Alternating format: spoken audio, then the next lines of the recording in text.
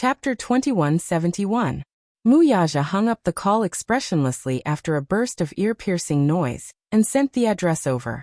More than half an hour later, the Song family arrived in 3 cars. It was so grand and mighty that even official vehicles were used. Seeing that more people had arrived, the waitress opened the door with a bitter look. Just as she was about to politely say that she would not be serving them anymore, she saw a familiar middle-aged man walking in. She did not recognize him at first glance. After being stunned for a few seconds, she politely said, "Sir, our shop is closed." Halfway through her words, she was immediately pulled away by the store manager. She did not recognize him, but the store manager did. "Isn't this man the capital's mayor? What kind of wind blew such a big shot here?" As soon as Song Zhenghua stepped into the store, he waved his hand, and the bodyguards behind him walked into the store in an orderly manner. Then, as if they were chasing away flies, all the employees, including the store manager, were chased out of the store. Everyone complained incessantly. They were wearing flimsy uniforms. The weather outside was a few degrees below zero. The few of them hugged their bodies and shivered. However, when they glanced at the car used by the Zheng residents parked at the side, they immediately swallowed their anger, and did not dare to say anything. D***. Today was the worst day of their lives. They had offended someone they should not have offended. They had worked so hard to run a business, yet they still had to worry about offending someone. After clearing the place, Song Zhenghua and Song Yunqi led Jiang Qiming to the private room. As soon as they opened the door, they saw Song Inya sitting at the table in a daze. It was as if she had suffered a huge blow and her soul had left her body. Jiang Qiming was about to go up to her when she was stopped by her father. "Stand aside." He was already a little grumpy after being disturbed in the middle of the night. When he saw that this woman still wanted to protect his daughter at this time, his tone naturally turned bad. The man walked straight toward the missy and stopped in his tracks. Without calling out her name, he grabbed her by the collar and gave her a tight slap across her face. Smack! A thunderous sound was heard. So much so that the small box was filled with the resounding echo of the slap. Song Inya, who had been slapped to the sofa, sat up with a numb look on her face and raised her head. When Jiang Qiming saw this, her heart was broken, but she didn't dare to say anything. She just stood to the side, worried. Song Inya, who had been crying so hard for a long time that her throat was hoarse, finally knew to stop. However, even though she had stopped crying, she was still in a daze. Even when Song Zhenghua walked in with his men, she did not notice. She still sat there in a daze without any reaction. However, after being slapped by Song Zhenghua, her eyes were slightly dazed and she couldn't react for a moment. She got up from the sofa and felt a burning pain on her face. Her entire head was shaking. It wasn't until her line of sight regained its focus that she realized that Song Zhenghua had come. She then realized who had slapped Rayleigh just now. Chapter 2172. You're such a disgrace. What's going on? Song Zhenghua was exasperated and wanted to slap her a few more times. One slap was not enough to appease his anger, but looking at her, he pitied her. However, on second thought, Jiang Qiming said that she had returned to the capital, but she was carrying a child in her stomach. How could an unmarried girl from a prestigious family get pregnant before marriage? Most importantly, they still didn't know whose child this child belonged to. He did not know what this bastard daughter was thinking. She went missing for no reason and came back pregnant. Did she think that his life was not short enough and wanted to anger him to death? He was the mayor. Although he doted on his children, he had always been strict in educating them. If such a thing were to spread, not only would it be offensive to public morals, but it would also affect his status. He was going to run for re-election next year, and he was aiming for a high position. Now she had inexplicably caused him to lose his life. How could he smooth things over? Song Yunqi did not dare to interrupt, but Jiang Qiming could not help but feel sorry for her daughter when she saw that the situation was getting out of hand. "Zhenghua, let's talk this out," she said in an exasperated tone. "Shut up." Song Zhenghua was already filled with anger, and Jiang Qiming's recklessness was undoubtedly an act of ignorance. He turned around and did not care that there were outsiders present. He reprimanded her fiercely. "If you keep talking, I'll teach you a lesson too. You even said, Let's talk things over. If you hadn't spoiled her and let her do whatever she wanted, would she have done such a ridiculous thing? Jiang Qiming's eyes reddened at his words. She was already worried to begin with, and now that she was reprimanded in front of outsiders, she felt that she had lost all face. She covered her face sadly and turned to the side. When Song Yunxi saw this, she also blamed Jiang Qiming for being nosy. Seeing that her daughter was being reprimanded by Song Zhenghua, she felt sorry for her and immediately comforted her in a low voice. Mom, we're outside. You're a woman, so don't interrupt. You have to give Dad face. Don't interrupt what your father is saying. What's the matter? Can't we talk at home? Aren't you making things difficult for Dad? When Jiang Qiming heard this, she could only suppress the grievance and sadness in her heart. She nodded helplessly, but her eyes were wet. When Song Inya saw how angry her father was, she cried even louder in fear and trepidation. She had always been in awe of Song Zhenghua. This father of hers was usually gentle, but once he got angry, he was extremely terrifying. What right do you have to cry here? Tell me, how did the child in your stomach come to be? At such a young age, she didn't have any self-respect at all. She was pregnant, and all she knew was to cry when she came back? Now you look so pitiful. What were you doing before? Song Inya's eyes became even more swollen after the stern reprimand. From the beginning to the end, Song Zhenghua did not even look Mu Yaja in the eye. Mu Yaja sneered inwardly. Was this Song Zhenghua very powerful? When he was still the heir of the Mu family, whenever he saw him, no matter how big the matter was, he would always greet him warmly. Chapter 2173. Mu Yaja was not a pushover. Since Song Zhenghua was so harsh, he could not be bothered to smooth things over for him. In front of everyone, he said in an extremely humiliating tone, I don't know what's wrong with your daughter. She stole my sperm from a sperm bank and secretly ran overseas to undergo IVF. She got pregnant with a child. Song Zhenggua's eyes widened when he heard this. What? Jiang Qiming, who was standing at the side, also widened her eyes in disbelief. Song Yunxi, on the other hand, glared at his niece in surprise. What?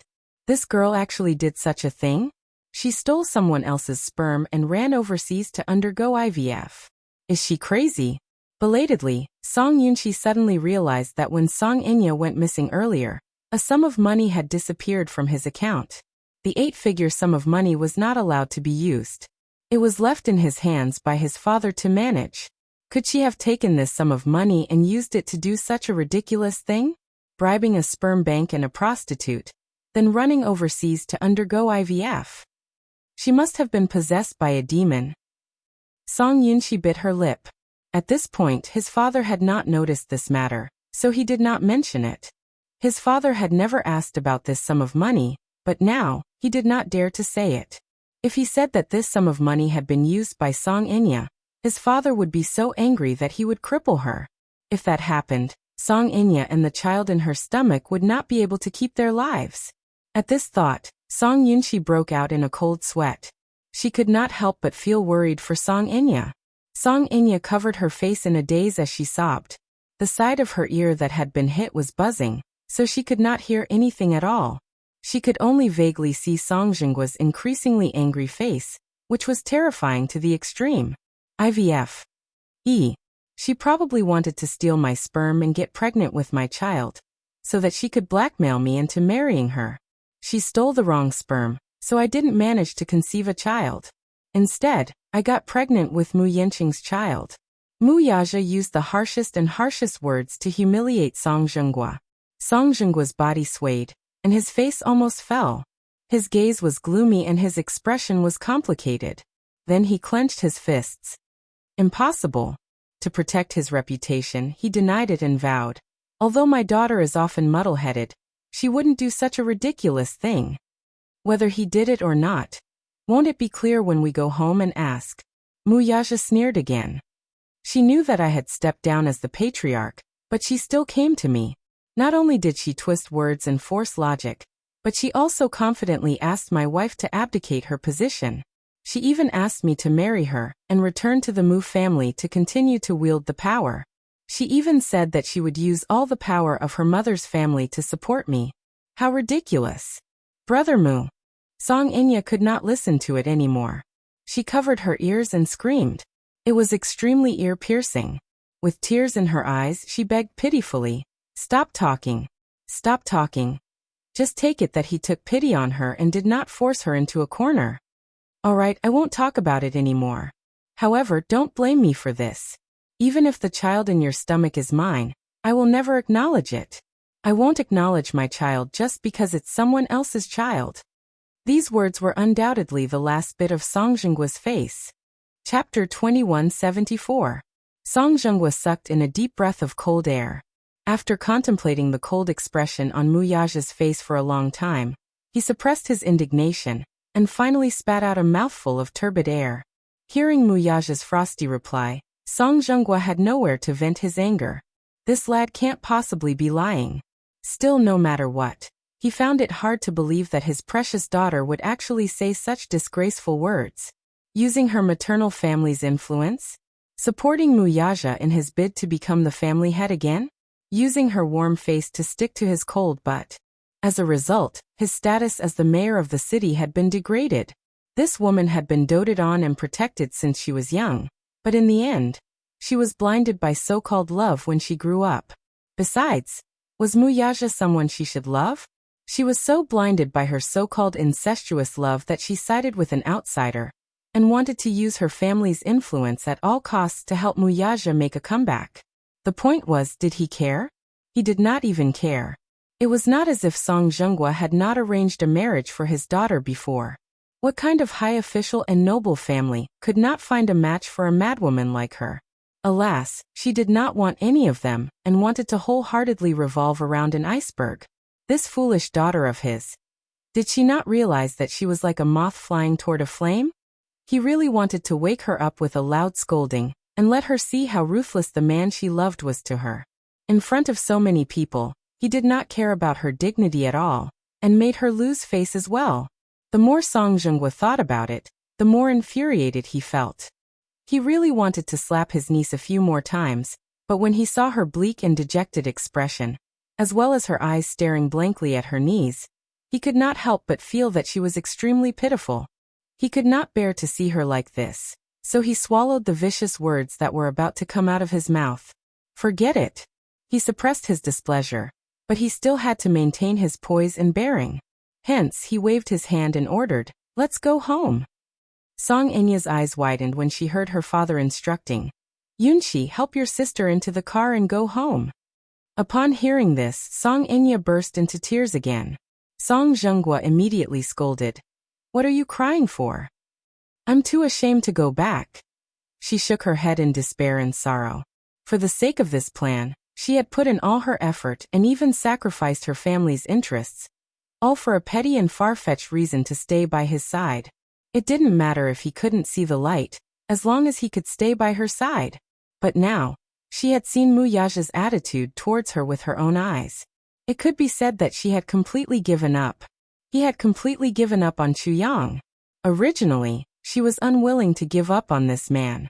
She had tried her best to get closer to him again and again, but now, she realized that everything she had done was in vain. At this moment, she no longer had any thoughts about him. The moth threw itself into the fire without hesitation and was burned to ashes in the end, dying a tragic death. And now wasn't she just like that moth, burned and scarred by the raging flames? She no longer had the face to return to that home. I can't go back. Everything can't go back. The past with Brother Mu and everything with the Song family can't go back. Chapter 2175. Song Enya's mental breakdown broke Jiang Qiming's heart. She walked up to her and hugged her daughter as tears streamed down her cheeks. "Mom doesn't blame you. It's Mom's fault. It's Mom's fault. If I hadn't spoiled you so much, you wouldn't have done such a foolish thing. It's the father's fault for not teaching you well. It's not your fault that I didn't teach you well." Her words were deliberately meant for Song Zhenghua. The reason why she said this was mainly because she did not want him to put all the blame on Song Enya. She was already covered in scars this time. If she were to return home and suffer another blow, she was really afraid that she would lose her daughter forever. As a mother, how could she not see her daughter's current state? She was broken down, hopeless, and wandering on the edge of darkness. If she were to return home, even if Song Zhenghua were to say something harsh, it would be the straw that broke her back. There was another hidden meaning in her words, and it was for Song Zhenggua's benefit. If not for him doting on Song Inya so much when she was young, she wouldn't be so childish and immature. Song Zhenggua's face turned red instantly. He muttered a few words but did not say anything harsh.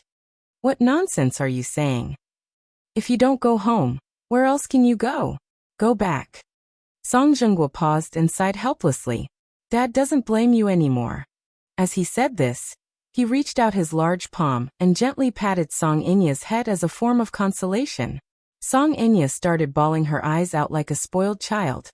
At the entrance of the cafe, after Song Yunxi and Jiang Qiming helped Song Inya into the car, Song Zhenghua paid the bill and politely apologized to the waiters and thanked them. Mu Yaja and Yin Shishir were about to leave when Song Zhenghua called out to him. Yaja. Mu Yaja turned around and saw Song Zhenghua looking at him with a serious face. He said slowly, I have something to talk to you about. As he said this, he glanced at Yin Shishir as a form of avoidance. Mu Yaja's lips curled into a smile as he turned to look at Yin Shishir. Wait for me in the car, okay? Good. I will wait for you. Yin Shishir took the car keys and got in the car without consulting anyone. Song Zhenghua got into another car with him. As soon as the door was closed, Mu Yaja's face turned cold. She didn't even need to think about what she wanted to say to him behind closed doors. Dirty linen should not be aired in public. Song Zhenghua, this sanctimonious but cunning old man, must want to discuss some conditions with him. Song Zhenghua sized him up a few times, but he was secretly shocked. As for this kid, he was extremely shocked when he heard the news of his resignation the night before yesterday. This was too sudden. What was even more unexpected was that this kid, who had always been a black-bellied ambitious person, actually took the initiative to give up the position of the Mujia's patriarch. He really could not figure it out. However, at this moment, he looked at the man in front of him, who was leisurely leaning against the window with a cold expression. Even if he was no longer the glorious head of the family, it could not diminish the emperor's aura that he constantly exuded. Song Zhenghua said slowly, I heard that you resigned from the position of the family head. Heard. Chapter 2176. Song Zhenghua must have found out that he was no longer the head of the Mu family. However, what he did not find out was, even if he had left the Mu family, it was only temporary. Song Zhenghua was stunned. Since Mu Yaja had taken the initiative to shed all pretense of cordiality, he did not bother with pleasantries and went straight to the point. My daughter's situation this time is all thanks to you. However, I'm a reasonable person. She only has herself to blame for ending up in such a state. On account of your sibling relationship with Jiang Qiming, I won't pursue this matter with you. In other words, he was implying that he and Song Inya were equally responsible for this matter after leaving the Mu family and falling into dire straits. On account of their relationship, he would not take nothing from him. His words and attitude were all high and mighty. However, Mu Yaja did not fall for it. He sneered and said, Song Zhenghua, don't think that I'm a pitiful worm that can be trampled on by anyone just because I'm no longer the head of the Mu family. The Mu family has been in power for so long, and the power in its hands is definitely not the same as the Mu family's. The fact that I'm able to reach such a stage and now that I'm giving it all up, it can only mean that I don't care about all of this. To put it bluntly, I don't need you to deliberately show mercy and show mercy. Let me give you a piece of advice. Don't put yourself on such a high pedestal. I'm not the one who caused your daughter to end up like this. To put it bluntly, your daughter's current state is troubling me. When Enya was young, I used to think that she was obedient and lovely, but now, she makes me feel disgusted and disgusted. His words gave Song Zhenghua a wake-up call. How could that be? Even if Mu Yaja was no longer the head of the Mu family, he was definitely not a pitiful worm that could be trampled on by others. After all, he had offended many enemies when he was still in power. If he did not have absolute confidence, he would not have stepped down from his position and put himself in a passive position. This could only mean that this fellow still had a few trump cards that he had yet to play. At this thought, Song Zhenggua's arrogance and haughtiness finally subsided a little. He nodded and smiled. All right. It's my fault. I was too harsh with my words. Muyaja coldly snorted, his expression arrogant. When Song Zhenghua saw this, he couldn't help but be glad that he had 2 holes in his nostrils. If he didn't have these 2 holes, he would definitely be angered to the point of hypoxia. He gritted his teeth and suppressed his urge. Suddenly, he made a request. Yaja, there's something you must promise me. No matter what Inya has done to bother you, I will definitely keep an eye on her in the future, and never let her do such foolish things again. However, regarding today's matter, as the saying goes, don't wash your dirty linen in public. Inya got pregnant out of wedlock and secretly went abroad for artificial insemination. Keep it a secret for now and don't spread the news. Until I come up with a plan, I hope you will keep your mouth shut. Oh, Muyaja had long expected such a request from him. Song Zhenghua was a man who cared a lot about his reputation. Given his niece's behavior, it was nothing more than a disgrace to the family's reputation. If she alarmed that powerful old man in the Song family, he would most likely chase her out in a fit of rage. Chapter 2177. Although Song Zhenghua scolded Song Inya harshly on the surface, deep down, he was still concerned about his daughter's reputation. Perhaps, he was more concerned about his own reputation. You want me to keep your secret? He nodded guiltily. Sure, but I have a condition. A condition? Song Zhenggua's face lit up with joy. It was naturally a good thing that he was willing to raise a condition. He was just afraid that his attitude would be firm and leave no room for negotiation. If he raised a condition, there would naturally be room for negotiation. Fine. Tell me, what is it? If you ask someone to keep a secret, you'll have to pay hush money, right? What do you think of 10 million yuan? Muyaja could always think of an extreme way to disgust others. Song Zhenghua was so disgusted that his eyeballs almost popped out. 10 million yuan. Where was he going to get such a sum of money? Although he was in a high position and had trusted aides around him in business, he could not have any assets under his name, but there were people in his family who took resources from him to invest. However, he really did not know where he could get 10 million yuan in such a short time. Although he was not as incorruptible as everyone praised him, he was definitely not that corrupt to the point where he could casually take out so much money. So much money. He sighed with a conflicted expression. You can't afford it? Muyaja smiled, knowing that he could not afford it. It's fine. If you can't afford 10 million yuan, you can use something else. What do you mean? I heard that the land in Xiancheng will be auctioned off by you soon. Song Zhenggua's face froze when he heard Muyaja's words. Where did he find out about such a confidential matter?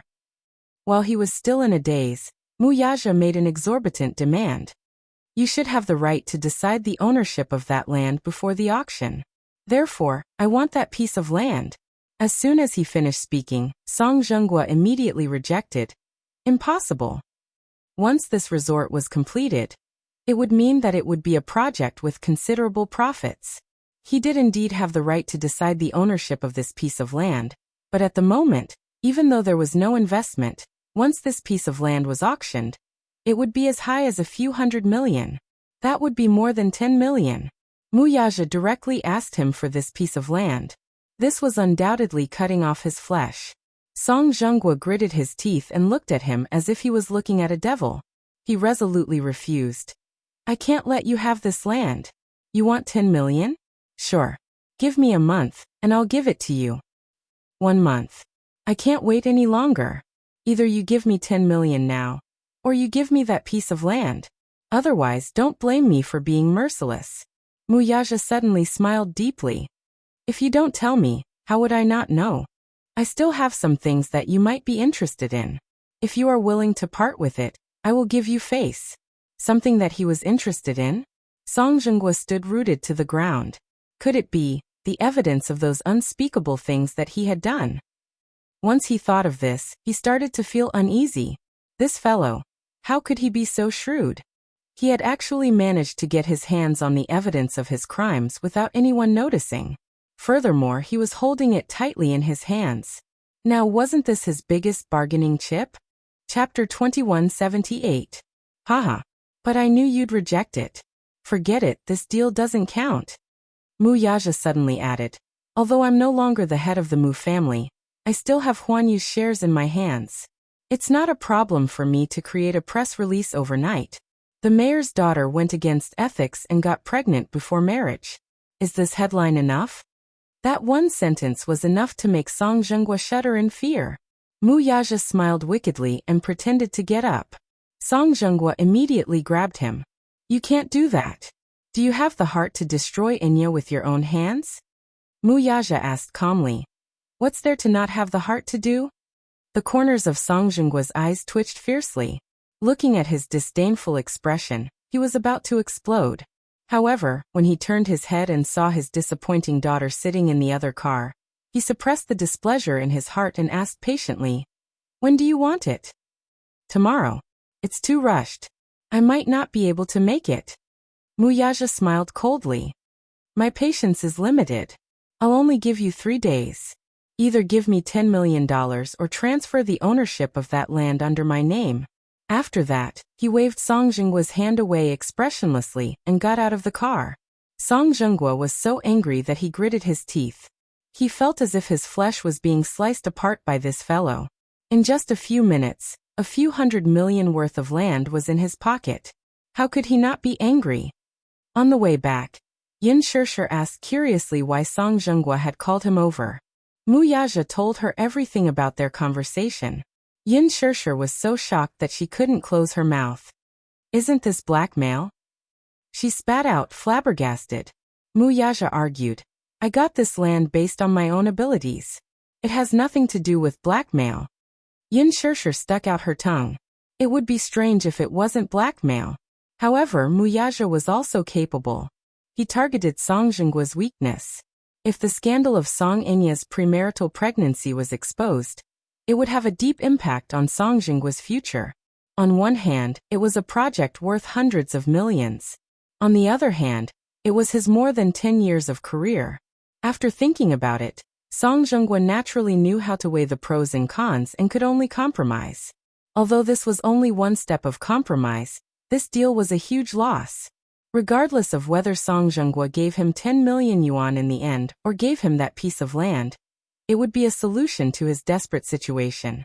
Now, the Xingyu Financial Group was short of funds.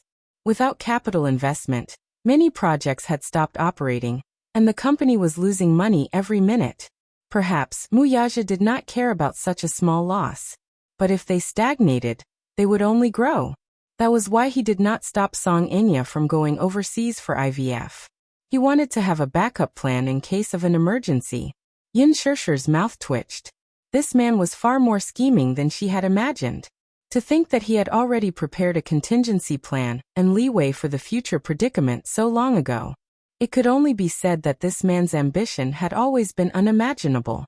Thinking about it, Song Zhenghua must be feeling very depressed on his way home, right? Chapter 2179. Yin Shishir suddenly found it rather interesting. She did not expect that after going around in circles, he would actually gain a lot of benefits from it. Sometimes this man was quite evil. When he pampered someone, he did not know the immensity of heaven and earth. However, if he hardened his heart to trick someone, that person would probably lose all their temper. On the other end, in the car, Song Yunxi, who was sitting in the front passenger seat, kept her head lowered and tactfully kept quiet.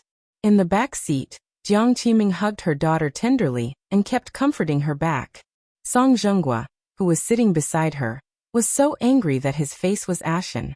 His pair of fierce and sharp eyes stared straight ahead, and his whole person exuded an aura of an impending storm. The temporary silence in the car was more like the calm before the storm. Jiang Qiming carefully glanced at Song Zhenggua's side profile. In fact, she really wanted to know what the two of them were talking about that caused Song Zhenggua's expression to be so unsightly. However, due to his unsightly expression, she could not muster up the courage to ask. However, after a long silence, she finally could not hold it in anymore. After weighing the pros and cons, she cautiously asked, What did you and Yaja talk about? You're not allowed to mention that jerk's name in front of me again. Song Zhenghua interrupted her in a thunderous rage. Jiang Qiming was shocked by his terrifying tone. She stared at him with widened eyes, seemingly unable to understand where his anger came from. However, seeing how angry he was, She did not dare to pursue the matter and tactfully kept her mouth shut. However, just because she did not ask, it did not mean that he would not talk about it anymore. He was full of anger and could not find a place to vent it. Her question naturally gave him an opportunity to vent. She saw him turn his flushed face abruptly, stared into her eyes and roared furiously. "That good brother of yours is really arrogant. I tried my best to persuade him to keep his mouth shut about Inya's matter on account of our family's many years of friendship. Guess what he said though?" Jiang Qiming shook her head blankly and asked in surprise. "What did he say?" At the mention of Muyaja, Song Inya, who was originally in a daze, finally regained some vitality. Her empty eyes also regained some focus. Song Yunxi, who was sitting in the front passenger seat, also pricked up her ears curiously. "He said that if you want him to keep the secret, you have to give him a sum of hush money." The moment Song Zhenghua finished speaking, Jiang Qiming shook her head in disbelief. "Impossible. Yaja is never that kind of person. Haha. You underestimate him too much. Now he's no longer the Mujia's lord, he's relieved of his heavy responsibility. What's the difference between him and a waste? Now because of your disappointing daughter, he has a chance to make a fuss." "What did he say?" "He said he wanted me to give him 10 million. Otherwise, he would use the media outlets under him to publicize this matter. He really had a good plan. I have no choice but to give you the money." But he was really capable of saying 10 million. Don't you think that this kid is asking for too much? Chapter 2180. How can we come up with 10 million yuan in such a short time? Jiang Qiming muttered anxiously. At the same time, she was extremely disappointed in Muyaja. How could this brat make such a shocking request? 10 million yuan. Even Song Yunxi was dumbfounded. Song Inya, on the other hand, could not help but shudder when she heard this. Why did Brother Mu suddenly become so ruthless? Could it be that he really did not have any leeway for her? 10 million yuan. She suddenly felt suffocated. Before she left the country, she had secretly transferred a sum of money from Song Yunxi's bank account. That sum of money was still empty like a black hole. If she had not done such a foolish thing, she would still be able to fork out 10 million yuan. However, if she had not staked everything on this one throw and allowed that man to take advantage of her, the entire Song family would not be in such a passive state now. Does Dad know about this? Song Inya's face turned ashen. She was worried that if her father found out that she had moved this sum of money and squandered it all for the sake of IVF, would he be so angry that he would strangle her to death? At the thought of this, Song Inya trembled in fear. Jiang Qiming's mind was full of this matter, so she did not notice her daughter's abnormality for a while. She only comforted her. "Zhenghua, don't worry. I'll talk to him later. On account of our sibling relationship, he won't be so ruthless." "Forget it."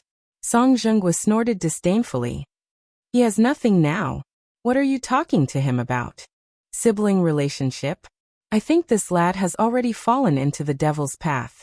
He doesn't want to be the family head and actually gives up everything for a woman. Now you're still hoping that he will acknowledge you as his sister. He doesn't care about his family now. If you talk to him, you'll only fall into his trap." After a pause, he snorted coldly with a gloomy gaze. "We can choose not to give him the 10 million yuan, but he has another condition.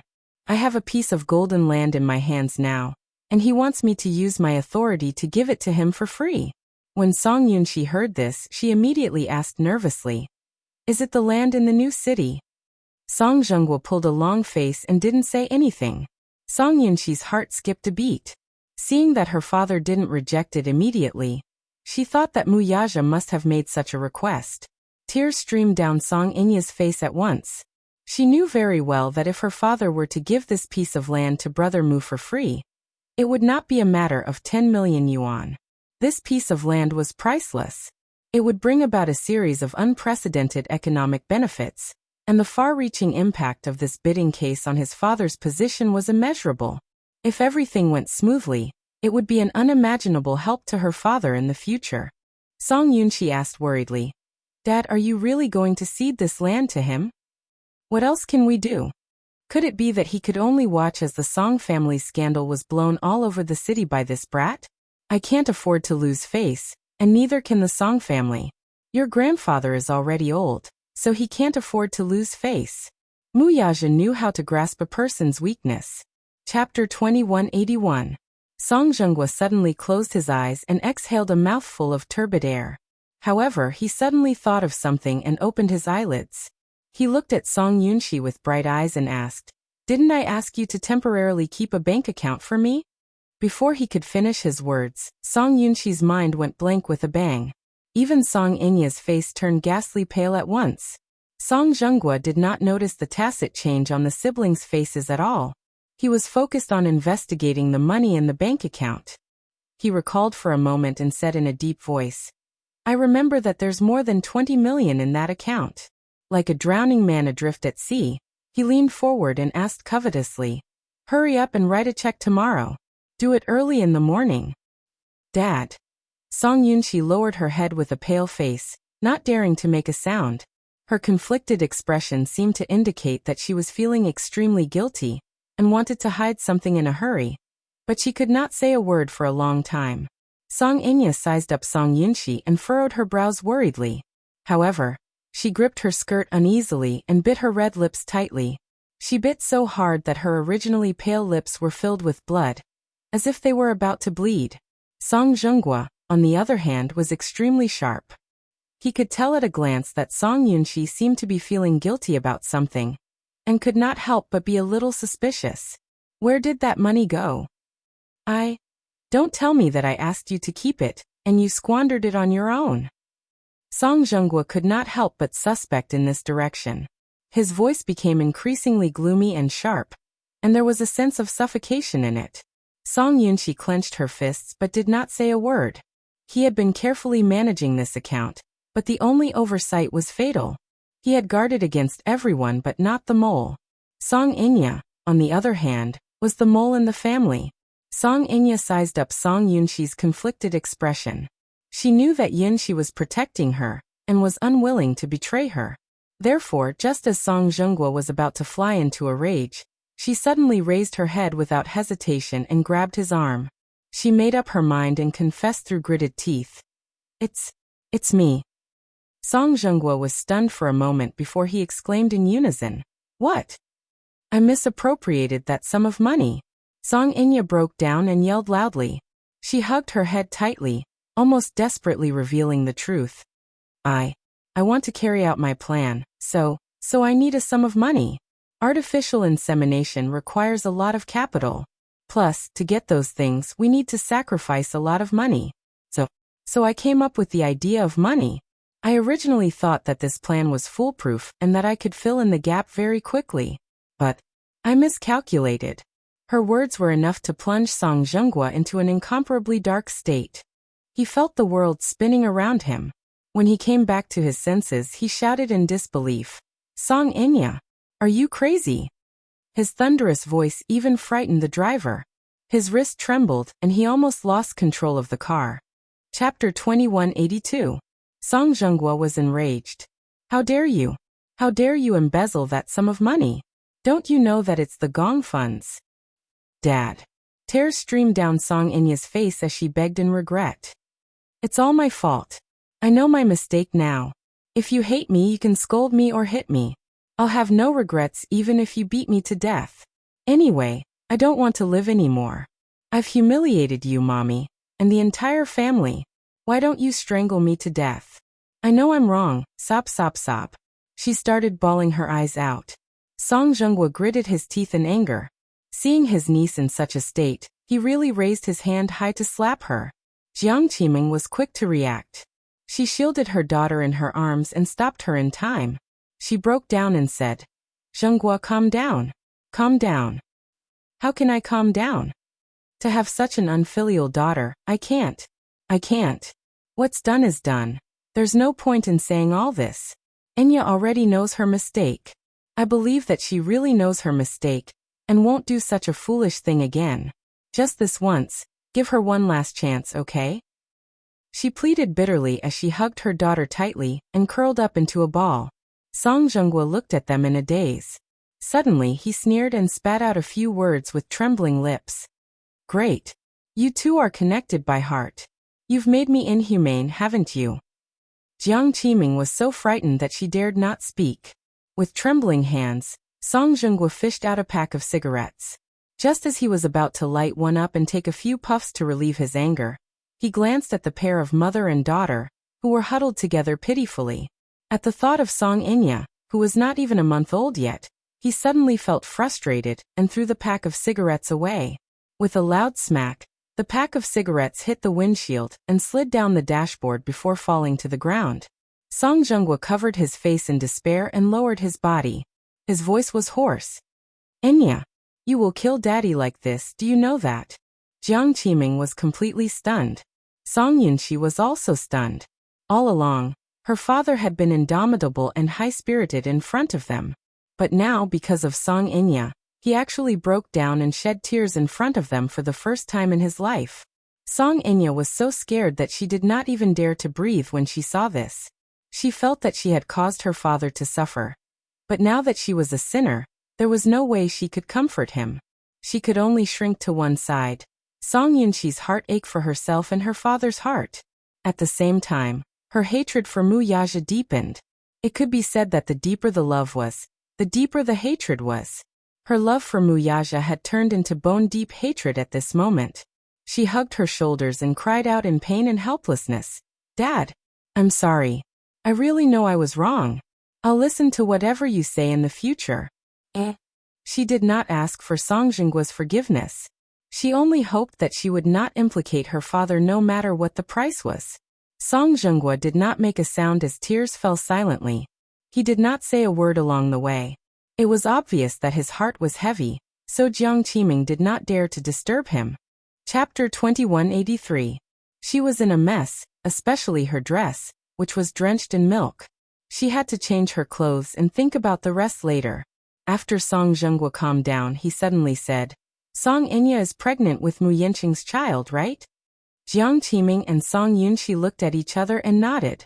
Now that Song Inya was no longer around, Song Zhenghua lit a cigarette and took a few puffs. After a long while, he said in a deep voice, "Let's abort the child while it's still young and hasn't formed." Jiang Qiming was a little surprised by his decision. "Abort it? What else can we do?" Song Zhenghua snorted in annoyance. "Don't tell me we're going to give birth to this illegitimate child."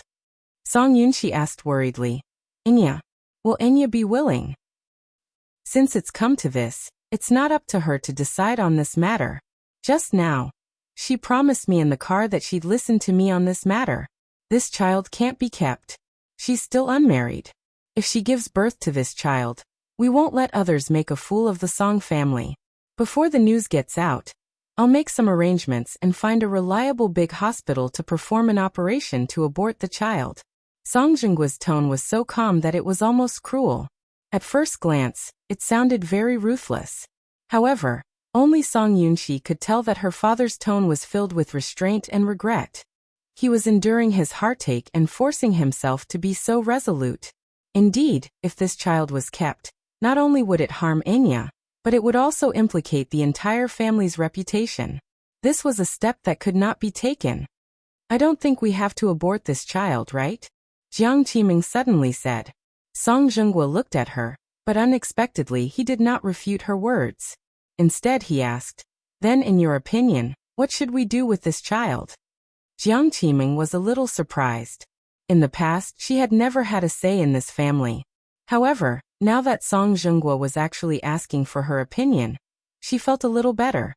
"I think that having Mu Yaja's child in her stomach is better than having Mu Yaja's child. Zhenghua, think about it. Now, Mu Yaja has already stepped down from his position as the head of the Mu family. I heard that he has fallen out with the Mu family. It's impossible for him to return to the Mu family. In your words, I have nothing left." However, Mu Yanqing was different. He also has some status in the Mu Jia. Although he is not the Mu Jia's patriarch, if he marries Enya, with the power of the Song family, it won't be difficult for him to become the patriarch. Perhaps he could talk to him about this matter and see what his intentions were. After all, it's his blessing that our family's Enya is compatible with him. He won't necessarily lose out. If the two families could form a marriage alliance, then when Enya's child was born, it could be said that the mother's status would rise because of her son. Perhaps, in the future, Enya can become the Mujia's mistress. The power of the two families balanced each other and supported each other. It could be said that both sides were seeking benefits. Mu Yanqing is a sensible child. If the situation is beneficial to him, he will definitely accept it. Song Zhenghua suddenly sneered disapprovingly. Chapter 2184. Do you want me to bluntly say that this last stole the sperm bank in order to get pregnant with Yaja's child? In the end, she made a huge mistake and ended up with his sperm. Now she's pregnant with his child due to a freak combination of factors. Isn't this a fantasy? What is Mu Yanqing thinking about the Song family? Do you think I haven't embarrassed myself enough? Jiang Qiming hesitated to speak, but Song Zhenghua continued. Besides, how can you be sure that Enya is pregnant with Mu Yanqing's child? What if the child isn't Mu Yaja's? Mu Yanqing's personality isn't as calm as Mu Yaja's. If that happens, won't things get even uglier? Jiang Qiming smiled. Zhenghua, don't worry about this. Before that, for insurance, I'll think of a way to secretly do another paternity test. If it's confirmed to be Mu Yanqing's child, then everyone will be happy. If it's not, then according to your opinion, let's abort the child. Song Yunxi was conflicted. Is that okay? It seems like my sister is the one who threw herself at him. Song Zhenghua scoffed.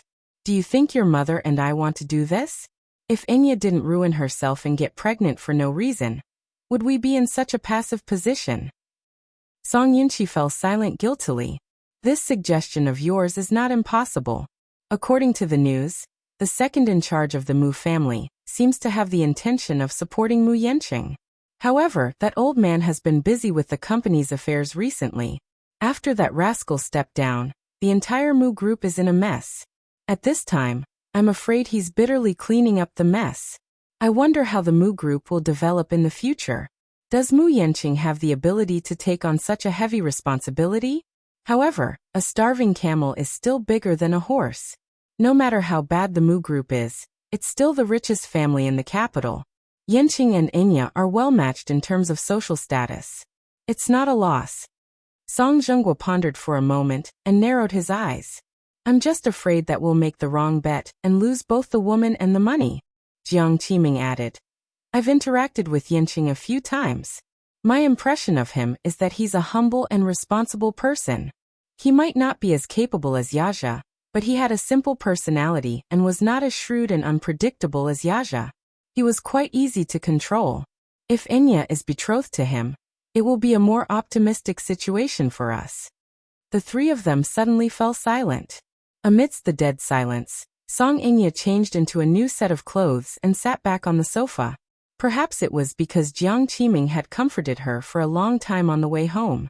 Her emotions finally stabilized and her complexion looked better.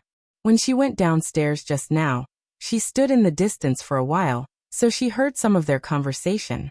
She really did not expect that the child in her stomach would be Mu Yanqing's.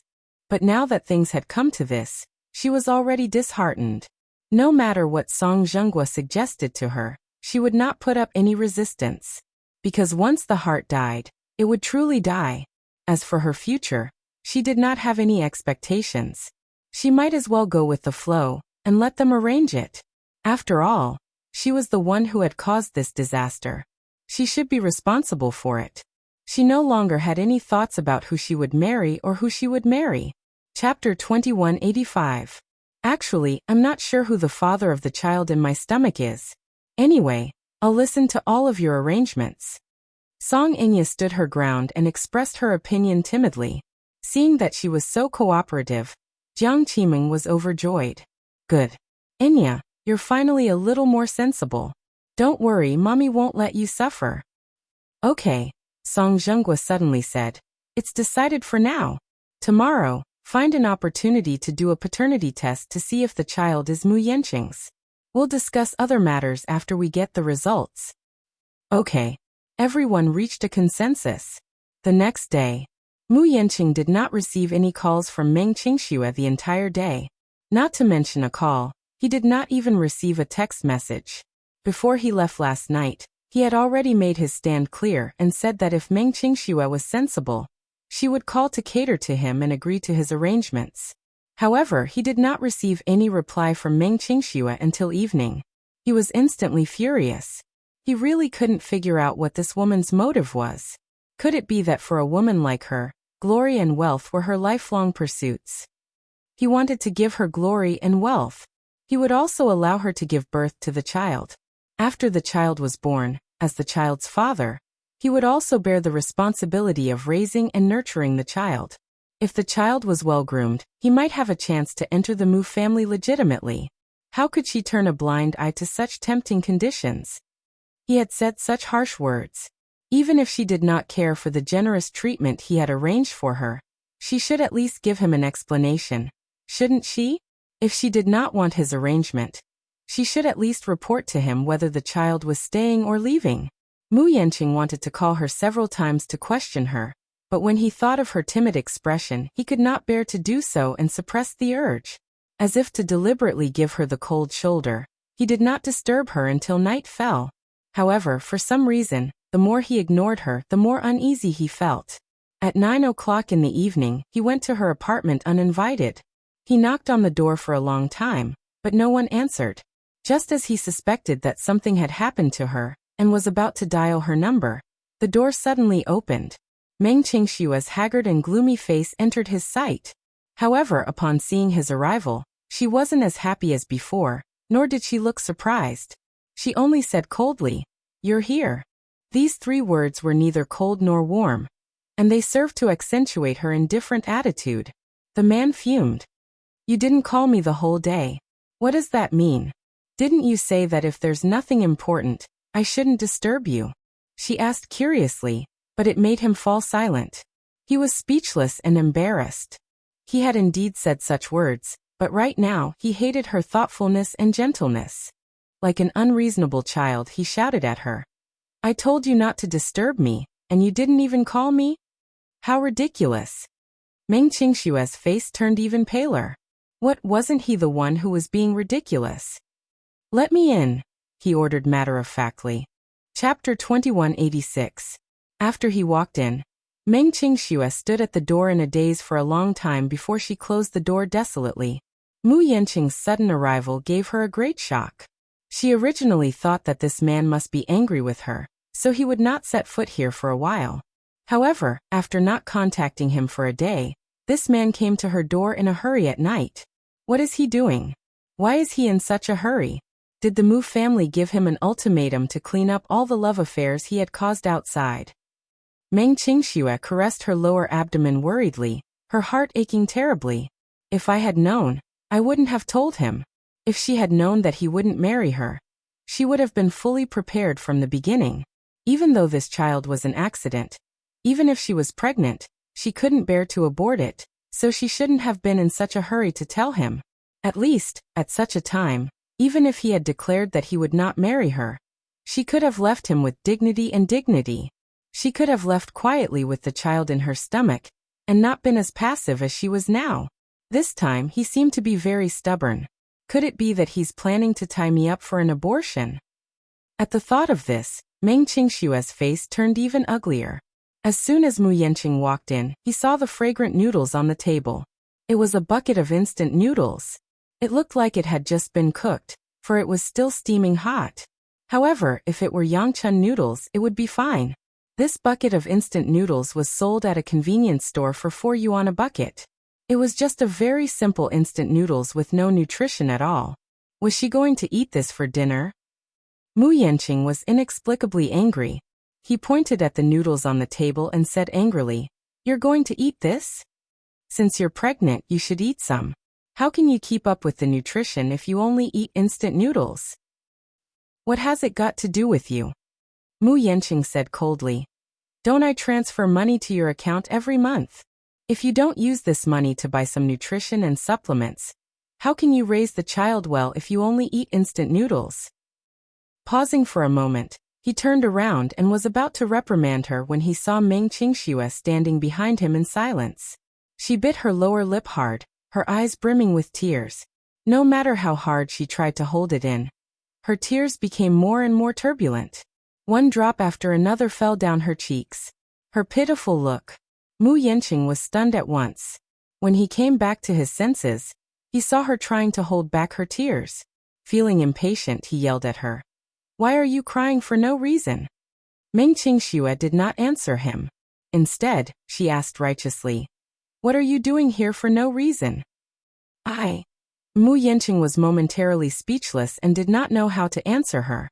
Suddenly, he realized how sharp her attitude was and instantly felt somewhat displeased. "Why can't I be here? I rented this apartment. Since I rented it, it's my territory. What's wrong with me coming to my own territory?" Meng Qingxue sneered. With tears in her eyes, she raised her head stubbornly and said, "Mu Yanqing, I've already returned the apartment you rented for me previously. I earned this apartment with the money I earned from my part-time job. This is where I live, not your territory. You can't come and go as you please." Chapter 2187. This woman was actually fighting with him in all seriousness. Mu Yanqing was instantly enraged. Hence, like a stubborn and willful child, he gritted his teeth and said, "I bought the diamond and necklace you're wearing, didn't I? I also got someone to get your phone made for you, didn't I? Let's not talk about the other things in this house. Even you are mine. I've engraved a seal on your body, and the child in your stomach is also mine." Meng Qingxue flew into a rage out of humiliation. Her eyes were red as she hysterically tried to stop him from continuing. Mu Yanqing. However, Mu Yanqing ignored her and her pair of red and swollen eyes as he declared arrogantly, "I even accompanied you to the mall to buy the clothes you're wearing. Tell me, other than this rental house, what else do you have that belongs to you?" Meng Qingxue bit her lower lip hard as she stared at him in a daze. She was so sad that she broke into a smile. Then, right in front of him, she grabbed the ends of her clothes with both hands. Almost immediately, she deftly took them off and threw them at his face as she screamed at the top of her lungs, "I'm returning them to you. I'm returning everything to you. All right." Mu Yanqing was stunned by her outburst and was momentarily at a loss as to what to do. Meng Qingxue was only wearing a piece of underwear. Apart from taking off her dress and throwing it at him, she also took off the diamond studs in her ears, the crystal necklace, and the diamond anklet, and threw them all at him. Finally, he saw her suddenly turn around and walk toward the bedroom. Mu Yanqing grabbed her dress and chased after her, only to see her rummaging through the drawers and drawers. Finally, she found some expensive jewelry that he had given her in the past in a few dressing boxes. Most of them were expensive, and she had been keeping them safe all this while. She could not even bear to wear them, but now, she found them all and threw them all on the bed. "What are you doing?" Mu Yanqing reprimanded. Meng Qingxue, on the other hand, seemed to be deaf. In the end, she took out a passbook, a few credit cards, and a Hermes bag that Mu Yanqing had given her for her birthday last year. She threw everything on the bed. Meng Qingxue suddenly raised her head and stood in front of him. She forced herself to be more elegant and free, like a proud queen. She suddenly said, "I'll return everything to you. Whether it's the passbook, the credit card, the diamonds, the jewelry, or the branded bag you gave me, I'll return everything to you. From now on, let's cut off all ties. Please don't bother me anymore." "You. What nonsense are you talking about?"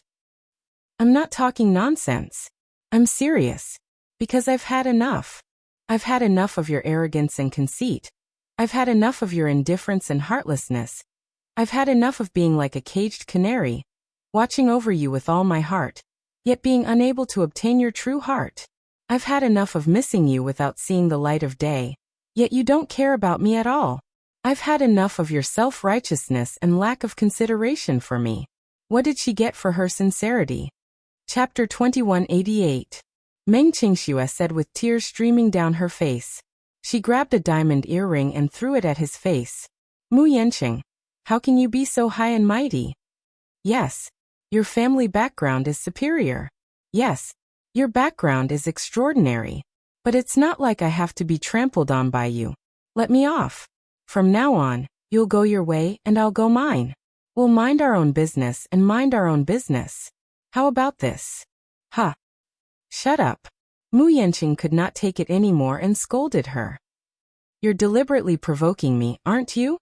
Meng Qingxue was suddenly at a loss.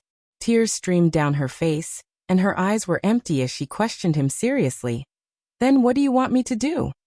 Mu Yanqing walked over and held her shoulders as he said domineeringly, Meng Qingxue, as long as you know what's good for you, you'd better take back your words and accept my arrangements obediently. Isn't that good? Don't you want to be with me? We can be together for the rest of our lives. If you become my woman, I'll give you the glory and wealth that others can only dream of. You can be like a rich madam, wear the prettiest clothes, wear the most expensive jewelry, and buy the most branded bags. I'll do everything for you. Meng Qingxue suddenly mocked him coldly, but you can't give me a status. Mu Yanqing was stunned for a moment before he suddenly said in disgust and suspicion, Meng Qingxue, I'm warning you. Don't go overboard. Don't be too greedy. Greedy. Meng Qingxue laughed out loud as if she had heard an inexplicably funny joke. Perhaps it was too funny that she laughed so hard that she teared up. She rubbed her eyes, and this sad laughter instantly turned into sobs as she sobbed. Yes, I'm greedy. I just want to be your rightful wife. I want to stand by your side openly one day. Even if I don't wear the most branded clothes or carry the most expensive bags, I'll still feel gratified and happy. This kind of thinking may be a little too extravagant for you, Mu Yanqing. You're really generous. You can give me endless glory and wealth, but you're stingy with even a basic status. I really don't know if this is something to be happy about, or to find it laughable. Why are you so stubborn? Mu Yanqing hated her stubbornness. He held her shoulders tightly and forced her to sit by the bed. He then said seriously, Do you know how long I've worked for this day? My second uncle said he's decided to help me, but before that, I have to agree to one condition. First, I have to cooperate with him. My power and status aren't that stable yet. If I want to sit on the patriarch's seat, I'm still a little lacking. If I were to marry a young lady from a big family, then it would definitely be an advantage for me. Why don't you use SS? Tears streamed down Meng Qingxue's face as she said, Yanqing, I love you. Even if you have nothing, I'll always be by your side and never leave you. I only want you. I don't care about the glory and wealth. I only want to be with you. Mu Yanqing was moved by her words. No matter who he was, his heart would soften at her words. Chapter 2189. However, even if he was touched by Meng Qingxue's unswerving devotion, he would never give up the fight for the family head position because of this. He had waited for this day for too long. Now that he had such an opportunity, how could he give it up so easily? It was not easy for him to drag Mu Yaja down from his position. If he gave up just like that, wouldn't he be paving the way for someone else? At the thought of this, Mu Yanqing regained his rationality and flung her hand away. Impossible. I can't give up just like that. Then let's break up. Meng Qingxue suddenly suggested. Mu Yanqing turned around in surprise. He didn't expect that this woman would be so magnanimous and even break up with him before he did. He also didn't expect that this woman, who had always loved him with all her heart, would let him go just like that, without any reluctance at all. You want to break up with me? Don't worry, I don't want any compensation from you. Even if it's a breakup fee, I'll return everything you've given me. I only hope that from now on, we'll cut off all ties. I won't pester you anymore, and you won't pester me anymore. Okay. If it were in the past, Mu Yanqing would definitely suspect that this woman was playing hard to get with him. However, at this moment when he saw the determination in Meng Qingxue's eyes, his heart suddenly trembled. This woman actually said such a sentence in an extremely serious manner. Meng Qingxue continued, As for the child in my stomach, you don't have to worry too much about it. I won't cause you much trouble. Whether you get rid of it or keep it, it has nothing to do with me anymore. Even if this child doesn't have a father from a young age, as a mother, I'll definitely make it up to him and raise him up. I only ask that you give me the right to be a mother and stop interfering with us. You. Meng Qingxue smiled coldly and then walked around him to the living room. She sat down on the sofa, picked up the bucket of noodles and started eating. When Mu Yanqing returned to the living room, he saw her from afar holding a bowl of noodles and wolfing them down with tears in her eyes. It could be seen that she was starving, and her stomach was rumbling. She was no longer as fashionable and delicate as she had been when they first met. Instead, she was in dire straits. Last night, He had deliberately ignored her and left in such a carefree manner. She had not eaten anything the entire night and had cried herself to sleep. Then, she had been frightened by a nightmare and had cried herself awake. When she woke up, she kept crying. She didn't eat breakfast or lunch. She couldn't lift her spirits. No matter what she did, she was surrounded by sadness. She didn't know where her tears came from. She cried until her eyes started to hurt. She scolded herself. Why did she cry so much for an irresponsible man? However, the more she thought about it, the more she cried. She couldn't do anything well, so she didn't go for her part-time job anymore. She called for a day off and simply hid in her blanket. She cried and slept and cried, and spent the day in a daze. Therefore, as soon as he opened the door, he saw a pair of red and swollen eyes that were like walnuts. Chapter 2190. Just as she was about to eat after cooking, this man came uninvited again. After saying so much, Meng Qingxue wished she could cut open her heart and let him see it clearly, but this man seemed indifferent. Right from the beginning, what he cared about was not her or the child in her stomach, but power and wealth. Meng Qingxue's heart turned cold. She thought, instead of pestering him, why don't I just let him go? No matter what I say, he won't change his mind. She shouldn't have those illusory dreams. Mu Yanqing's heart ached when he saw her down and out. He calmed down and said to her, "Don't make yourself suffer like this. Come with me. I've arranged a nanny and bodyguard for you. Come with me and I'll settle you down. Even if you don't think about yourself, you should think about the child." Meng Qingxue ate the noodles numbly. She did not say a word, but the expression on her face seemed to say, "No need." He was deliberately giving him the cold shoulder. Later on, Mu Yanqing rambled on again, but she did not listen to a single word he said. In the end, she only heard him stomping his feet, as if he was extremely angry. Then she heard the door slam and leave. Meng Qingxue raised her head and looked at the empty house. Finally, she picked up the bowl of noodles and drank a few mouthfuls of hot soup. However, she could not tell if the salty and astringent taste was the taste of the soup or her tears. The Song family. On this day, Song Zhengguo went out. Jiang Qiming seemed to have used some connections to get a few strands of Mu Yanqing's hair from a servant of the Mu family, and rushed to the hospital for a DNA test. However, Song Yunqi was worried about Song Enya's condition, and stayed in her room the whole day. Song Enya did not get out of bed for the whole day, and even ate her meals in bed. After getting pregnant, the symptoms of pregnancy followed. Song Enya's reaction was especially severe. She vomited badly and felt weak all over. Coupled with her drowsiness, she lay in bed for the whole day. In the evening, Jiang Qiming rushed home. When she pushed open the bedroom door, she saw Song Yunqi sitting by the bed, playing games on her phone. Song Enya, on the other hand, was leaning against the headboard. Unknowingly, she had woken up and was staring blankly at the ceiling. "Enya, the DNA test report is out, and it's confirmed that you're carrying Mu Yanqing's child," Jiang Qiming said happily, only to see Song Enya lowering her head dejectedly and letting out a long sigh as tears streamed down her cheeks. Before this, she actually had some hope. Even if it was Mu Yaja's child, it would be fine. She would rather this was Mu Yaja's child, and then abort the child because it meant that what Mu Yaja said last night was just to scare her. She didn't expect him to really use tricks to swap the sperm. This meant that this man's coldness was real. His heartlessness towards her was also real. She had loved him for more than 10 years. She had loved him so miserably, but in the end, she had been played in the palm of his hand. This knowledge almost destroyed her.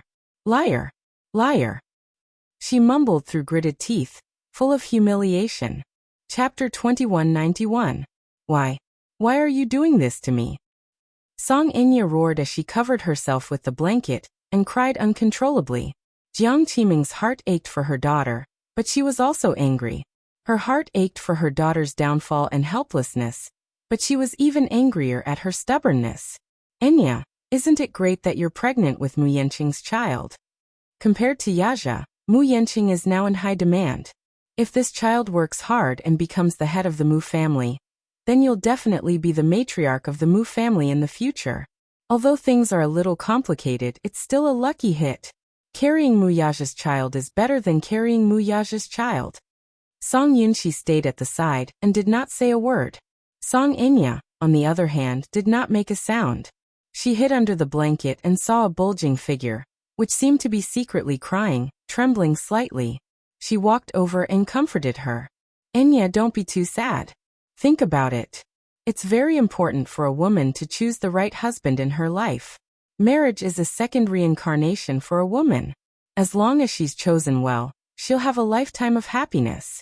Besides, Yanqing is quite outstanding. He's gentler than Yaja. If you work hard, he'll definitely treat you like a treasure and dote on you. But what about Muyaja? Could it be that you still haven't thought it through and are still thinking about that lad? He's no longer the head of the Mu family, so life won't be easy for him. You'll only implicate yourself and suffer if you're with him. I know that you have deep feelings for him, but can feelings be eaten? Mom also admits that Yaja is very outstanding and extraordinarily handsome. But now that he's down and out, Mu Yanqing and him are like heaven and earth. A fine bird chooses a tree to nest in. Women naturally have to be more open-minded and know how to treat themselves better. Of course, men are also accepted based on merit. Mu Yanqing isn't bad. Jiang Qiming tried her best to persuade Song Inya before she finally stopped crying and calmed down a little. This child was Song Inya's only hope. With this child in her arms, perhaps the Song family could rise again with the help of the Mu family. Song Yunxi added, Inya, just give up on Uncle Mu. By treating you like this, it's obvious that he doesn't care about you at all. He even used such a method to scheme against you. What's worse is that he even used your innocence to threaten father and the Song family. What's the point of thinking about such a vile man? I can't accept this. Song Inya gritted her teeth. I can't take this lying down. How am I inferior to that woman? Last night, she had clearly thought it through, but when she woke up and looked at the bright sun outside the window, it couldn't shine into her heart. Thinking back, she felt that Muyaja had done her in. Yes, she had schemed and plotted a lot. In order to be with the person she loved, she had indeed used dirty methods. But that was for the sake of loving him. She had never had any thoughts of harming him. When she thought about the artificial insemination because her body was too weak, the failure rate of artificial insemination was too high. She would rather suffer more and use test tube babies. After much difficulty, she finally got pregnant. But in the end, what was the result? In the end, she was ruthlessly toyed with by the man she loved. This feeling was so painful that it was as if a knife was stabbing her heart and making her bleed. Chapter 2192. Right now her hatred was bone and flesh. She loved, hated, and was infatuated with Muyaja, but in the end, she felt more like a lively clown. In the end, all her efforts were in vain, and she ended up as a joke. She had been on tenterhooks all this while, yet she ended up in such a state? Song Inya's heart was twisted, and she could not let it go. My daughter is so outstanding, it's clearly his fault. Daughter, let it go. Jiang Qiming comforted her gently. Song Inya gritted her teeth for a while before she felt a little better. Brother Mu, just you wait. One day, I'll make you pay for all the humiliation you've given me today. That night, Song Zhenghua came back from a dinner party with a worried frown. Jiang Qiming had just coaxed her daughter, but when she saw him looking gloomy and absent-minded, she could not help feeling worried. Zhenghua, what's wrong with you? You don't look good. Did you go to the hospital today? He did not answer his mother's question and asked directly. Jiang Qiming nodded. I did 2 tests, and the results showed that they're both Mu Yanqing's children. Song Zhenghua was not happy about this though. Instead, he said worriedly, today I heard from a source that the Muse don't seem to know about this. Inya did a good job with this matter, so not many people know about it. It's only natural that the Muse don't know about it. That's not the problem. Huh. Then. Song Zhenghua suddenly glanced at her from the corner of his eyes and said, Mu Linfeng intends to arrange a marriage for Mu Yanqing. Do you know about this? Jiang Qiming was stunned as if she had been struck by lightning. A marriage alliance. Yes. I heard that they've already started looking for one, but I heard that Mu Linfeng is quite interested in the Lin's 3,000 gold ingots. Lin Xueya. Yes. Jiang Qiming's expression gradually turned ugly as she said worriedly, the Lins are an impressive and prestigious family. Lin Shuya comes from a good family background. Not only is she well educated, but she's also the most doted on in the Lins. It's not surprising that Mu Linfeng has chosen her. But what about Inya? Song Zhenghua frowned and said, I'm thinking about that too. Jiang Qiming suggested. Why don't we have a chat with Yanchen? There's no need to rush. The third daughter of the Lin family was very arrogant. If it were Mu Yaja, it would be fine, but she might not take a liking to Mu Yanqing. We can't rush this matter. Otherwise, the Song family will lose face. Then let's endure it for the time being and act according to the circumstances. Is that what you mean? Yes. Song Zhenghua nodded and suddenly asked with concern, How's Enya's mood? It's not stable at all. I've thought things through, but I can't get over the hurdle in my heart for the time being. Jiang Qiming suddenly thought of something and asked nervously, What about that matter? The thing you promised Yaja yesterday. Hush money. Yes. Song Zhenggua's face darkened, then he sighed and shook his head helplessly. Since he wants that piece of land, let's give it to him. Other than that, I can't think of any other way. This time, we'll let him get away with it for the time being. Is this really okay? That piece of land is worth a fortune. It can't be measured with money. Chapter 2193. Dad. At some point, Song Yunxi had been standing on the second floor, listening to their conversation in silence. When he heard this, he could not bear to listen any longer and suddenly said, Dad, you don't have to be so afraid of this man anymore, right? Uncle Mu is no longer the head of the household, and has nothing left. Do you have to be so wary of him? If you can't handle him, leave him to me. I know some brothers in the underworld. It won't be difficult for them to secretly take care of a poor boy with no power. Bastard. Song Zhenghua looked up and scolded him. You don't know your place.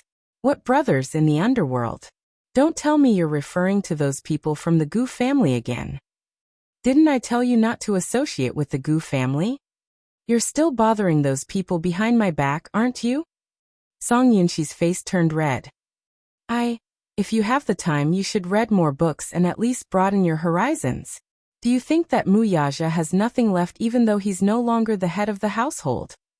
Song Zhenghua suddenly snorted and said sarcastically, If such an arrogant boy didn't have a backup plan for himself, how could he have left so easily? Don't be fooled by how powerless he looks now. Even with his current strength, you won't be his match at all if you go head-to-head with him. When he was still the head of the household, he already had a lot of connections. Whether it's the underworld or the underworld, he has people in all walks of life. Don't try to hit a rock with an egg and be rebuffed. Song Yunxi's face turned pale at his words. She snorted indignantly, turned around, and stormed into the room. Bang! The door was slammed loudly. Song Zhenghua was even angrier now. He scolded. Looks like this boy has been spoiled rotten by me. He lost his temper just because I said a few words to him. Do these two siblings really want to anger me to death? Jiang Qiming immediately comforted. Yunxi is still young and doesn't know any better. Don't be angry with him. However, Song Zhenghua said disapprovingly, he's already in his 20s and he still says that he doesn't know any better. Then how can he be considered sensible? 70 or 80 years old. Do you only know how to be sensible now? Song Yunxi was standing in the living room. Even though the room was soundproof, he could still hear Song Zhenggua's angry curses from the living room. His chest was filled with anger, but he had nowhere to vent it. Clenching his fists tightly, he punched the door a few times as if he did not feel pain. Only then did he feel a little better. Mu Yaja. That heartless man. If it wasn't for him, the Song family's family. No matter what, he could not take this lying down. He had to teach Mu Yaja a lesson. Otherwise, he wouldn't know how high the sky was and how deep the earth was. At the thought of this, Song Yunxi narrowed his eyes fiercely. His eyes were blazing with fury and ambition. Jingyi Private Clubhouse. This is the most luxurious private club near Dongjia. It's one of the 5 biggest clubs in Jing City. It has entertainment, conference hotel. It has everything. Jingyi is the most luxurious private club. Just the membership fee for a year is several million. It's not something that ordinary people can afford. Chapter 2194. as a place exclusive to the rich. Once night fell, some high-ranking officials, nobles, and descendants of the rich and powerful clans would gather here, indulging in debauchery. Jingyi Private Clubhouse was the property of the Gu family. Therefore, the Gu family's power was concentrated in this area. In the swimming pool, Gu Jinglian was leaning against the side of the pool with a towel draped over his shoulder. He was holding a glass of dry red wine and sipping it casually. A man in a formal suit suddenly came over and knelt down beside the pool. He lowered his head and whispered in his ear, "Young Master Gu, there's a VIP guest who wants to see you." Gu Jinglian's almond-shaped eyes, which were originally closed for a nap, slowly opened. He glanced at him frivolously. When he heard that name, he suddenly drank the dry red wine in his glass in one gulp, then turned around and walked up the escalator. His well-built and well-defined body was soon exposed to the air. Transparent water droplets slowly slid down his body. That charming and devilish pheromones, no matter how strong a woman's willpower was at this moment, standing in front of him, she would be mesmerized to the point of suffocation, right? The moment he came out of the pool, someone immediately came forward and carefully took the wine glass from his hand. Then, another person respectfully came forward and draped a graceful and luxurious bathrobe over him. In the private room, Song Yunxi had already finished a whole bottle of red wine. At this moment, he was really annoyed. When he thought about how weak his father was, and how he was willing to give a piece of golden land to Muyaja, he was so angry that he drank another glass. Just as he opened the second bottle, the door was suddenly pushed open. He raised his head and saw Gu Jinglian, who walked in like a moon surrounded by stars. He forced a smile on his face and stood up respectfully. In front of this man, even if he was proud and arrogant, he still didn't dare to relax. "Young Master Gu." He chuckled and greeted politely. However, Gu Jinglian acted as if he did not hear her. He walked slowly to the sofa and sat down gracefully. Then he crossed his legs and looked very noble. After coming out of the swimming hall, he changed his clothes, but his black hair was still a little wet and slightly messy, but it did not diminish his heroic spirit. Song Yunxi was not embarrassed by the arrogance and disdain he had shown from beginning to end. Instead, she smiled more and more flatteringly. To him, a man like Gu Jinglian should be so arrogant and superior. The more one mingled in this circle, the more they paid attention to their status. Since their identities were different, their statuses would naturally be different as well. "Sit down. Don't stand on ceremony," Gu Jinglian said lightly, then beckoned with his finger. Soon, a waiter came up and opened a bottle of Lafite. Song Yunxi silently sized him up. She had to admit that the man in front of her definitely didn't look like a crown prince from the underworld. Gu Jinglian's mother was one of the top 10 beauties in the capital back then, and he had inherited her beauty. His facial features were between genders, and his deep-set facial features were full of heroic spirit. However, his feminine eyes and exquisite nose and lips were definitely something that women could not compare to. Her beauty had nothing to do with gender. It was so beautiful that it was suffocating and breathtaking. Chapter 2195. His eyes, in particular, were captivating.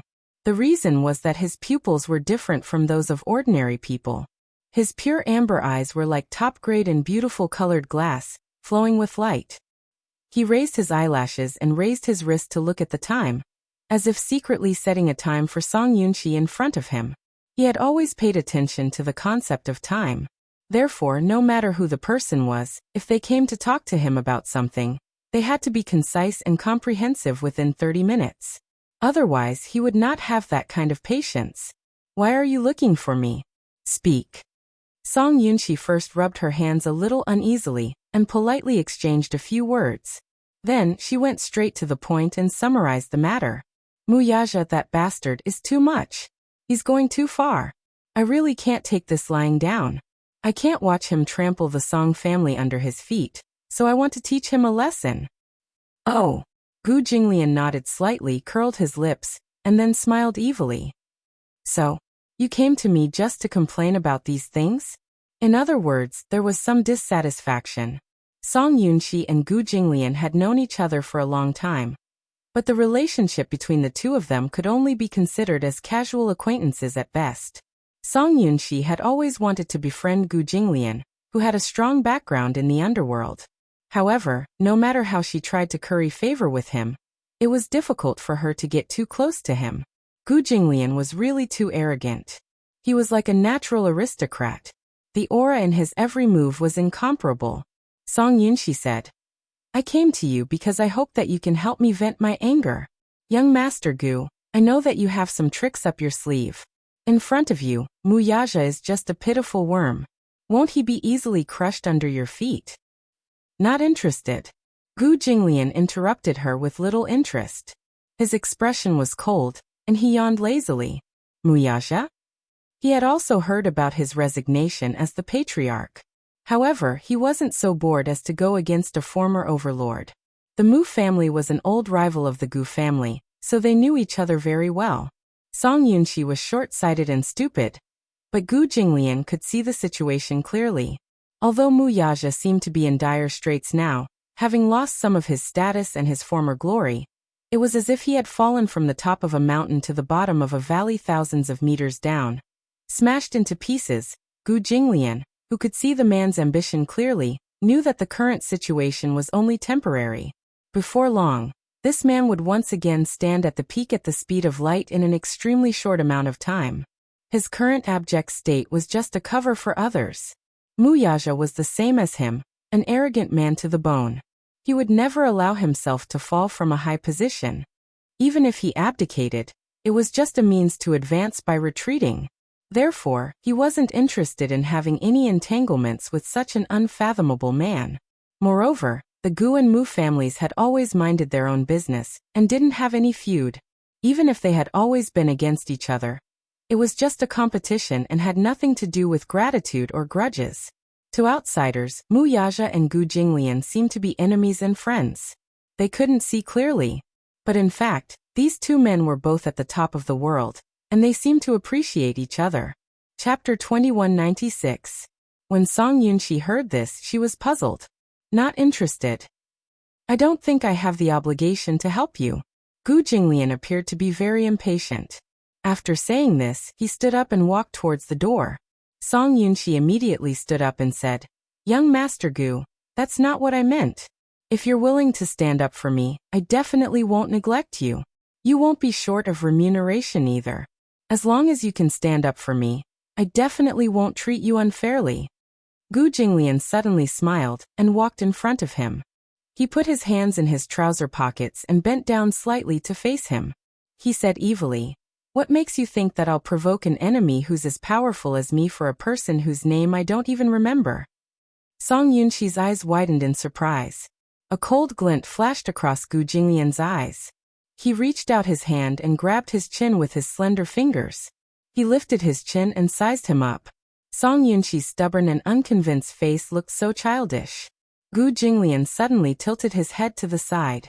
A sinister look appeared on his devilishly handsome face as he said, "For a man of Mu Yaja's stature, you either don't go against him, or you should be prepared to die together with him.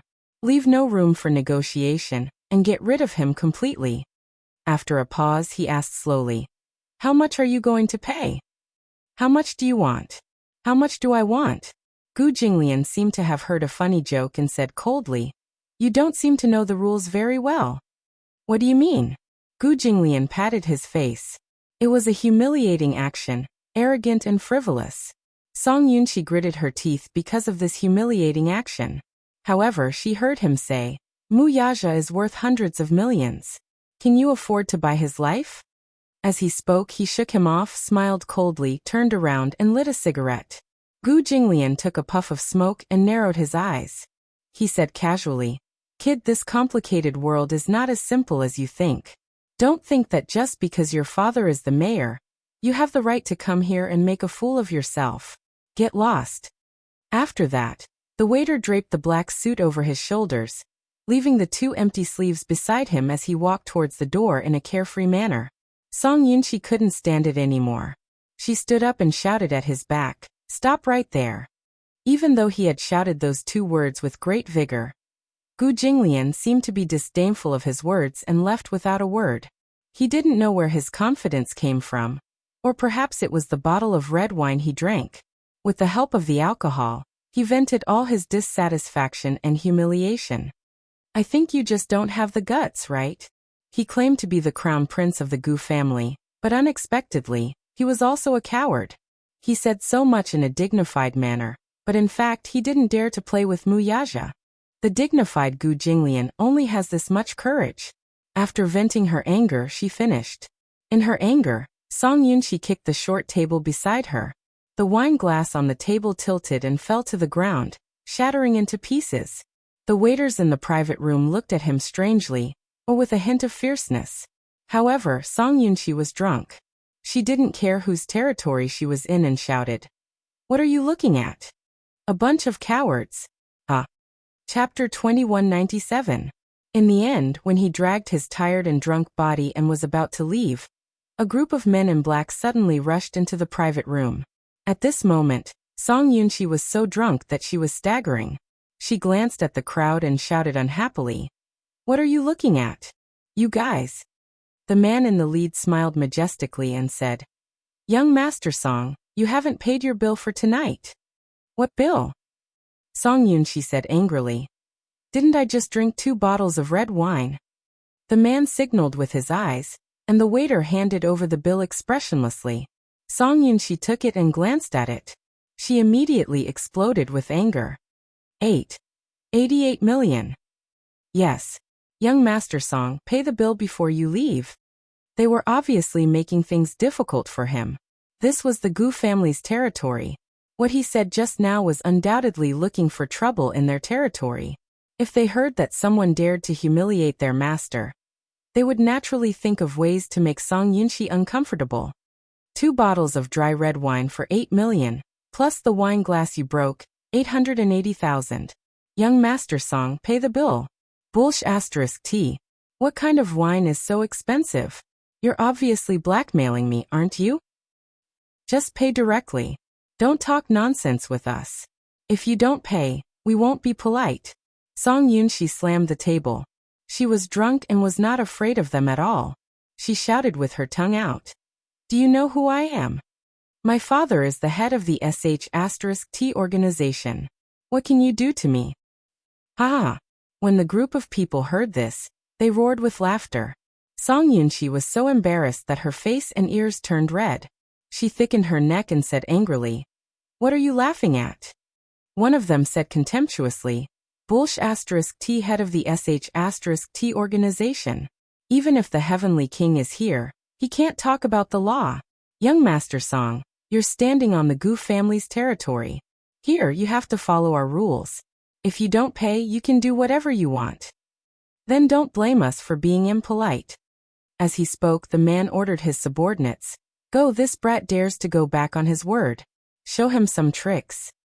As soon as he finished speaking, a group of brothers behind him immediately rushed up and surrounded Song Yunxi, punching and kicking her. Song Yunxi was from the Jun team. After all, she had practiced martial arts. However, she was drunk after all. Her punches were light, and without any strength. Soon, she was defeated and beaten to a pulp. 10 minutes later, at the back door of the clubhouse, Song Yunxi was kicked out like a piece of garbage. She fell to the ground with a bloody nose and a swollen face. That man mocks him. "You don't have money and you come to Jingyi. Idiot." Everyone laughed and closed the door. Song Yunxi staggered to his feet. He touched his nose and felt a sharp pain from a dislocated bone. He lowered his head and saw a pool of blood on his palm.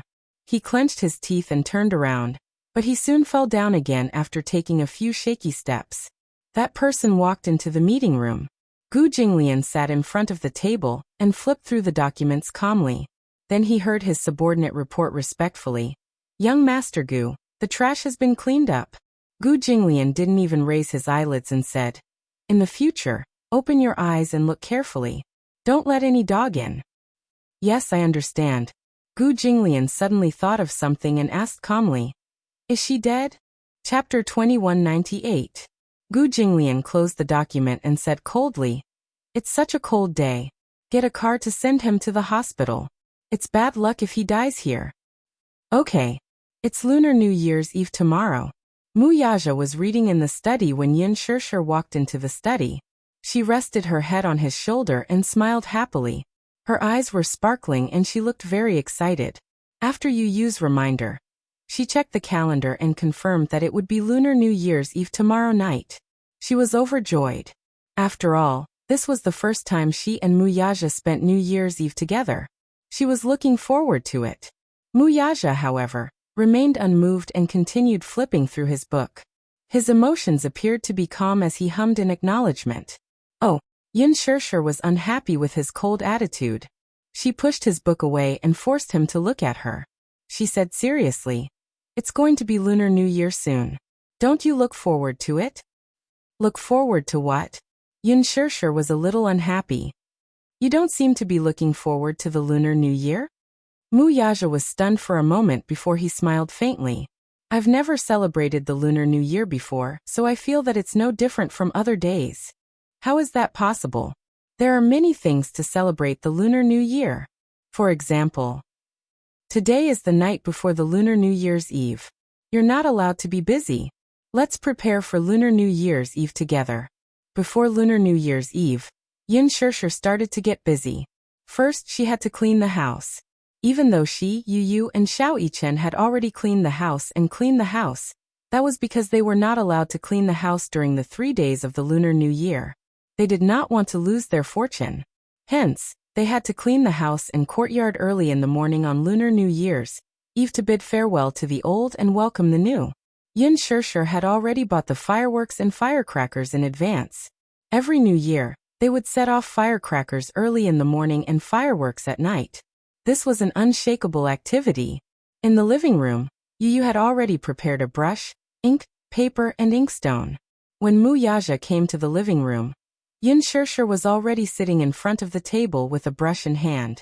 She was thinking hard about how to write a few couplets. Xiao Yichen leaned on the side and muttered, "Mommy, is your calligraphy readable?" Yu Yu said affirmatively, "Of course. Mommy's calligraphy skills are unquestionable." Yin Shirshir said proudly, "Mommy has been practicing calligraphy since I was in university. You can say that I've made some progress in my studies." Muyaja came to her side and looked at the 2 Red Spring Festival couplets. At this moment, they had not written anything yet, so he asked, "What couplets do you plan to write?" Yin Shirshir's mind was blank, and she didn't know what to write.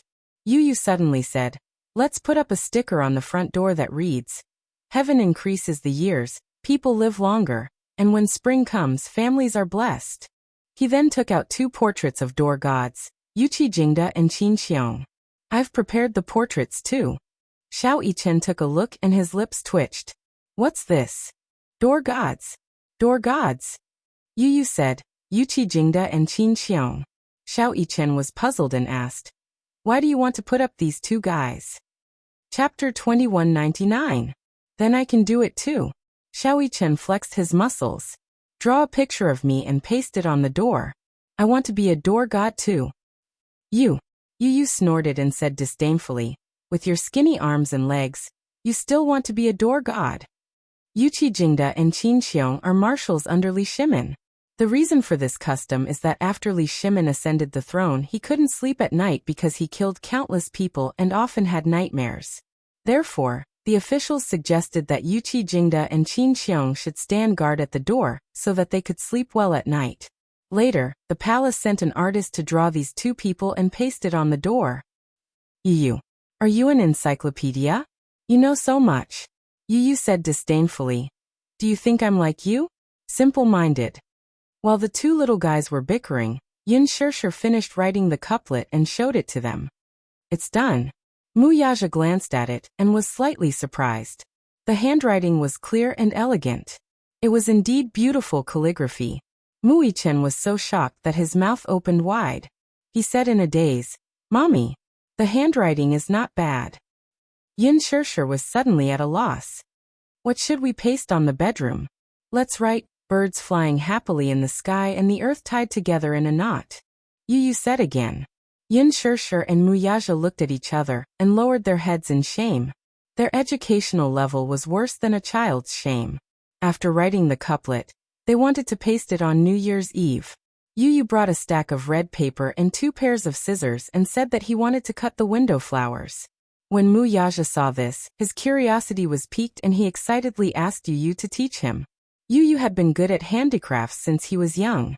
During the Lunar New Year, he cut the window decorations himself. They were as good as the ones bought outside. Mu Yaja was also interested. He looked at the two little guys' scissors and felt that it was a bit interesting. He took a piece of red paper and fiddled with it for a long time. Finally, he unfolded it, only to find that the cut was a mess. Yin Shirshir, who was standing at the side, could not help bursting into laughter. Yu Yu also saw her father's terrible handiwork skills. She covered her mouth and snickered.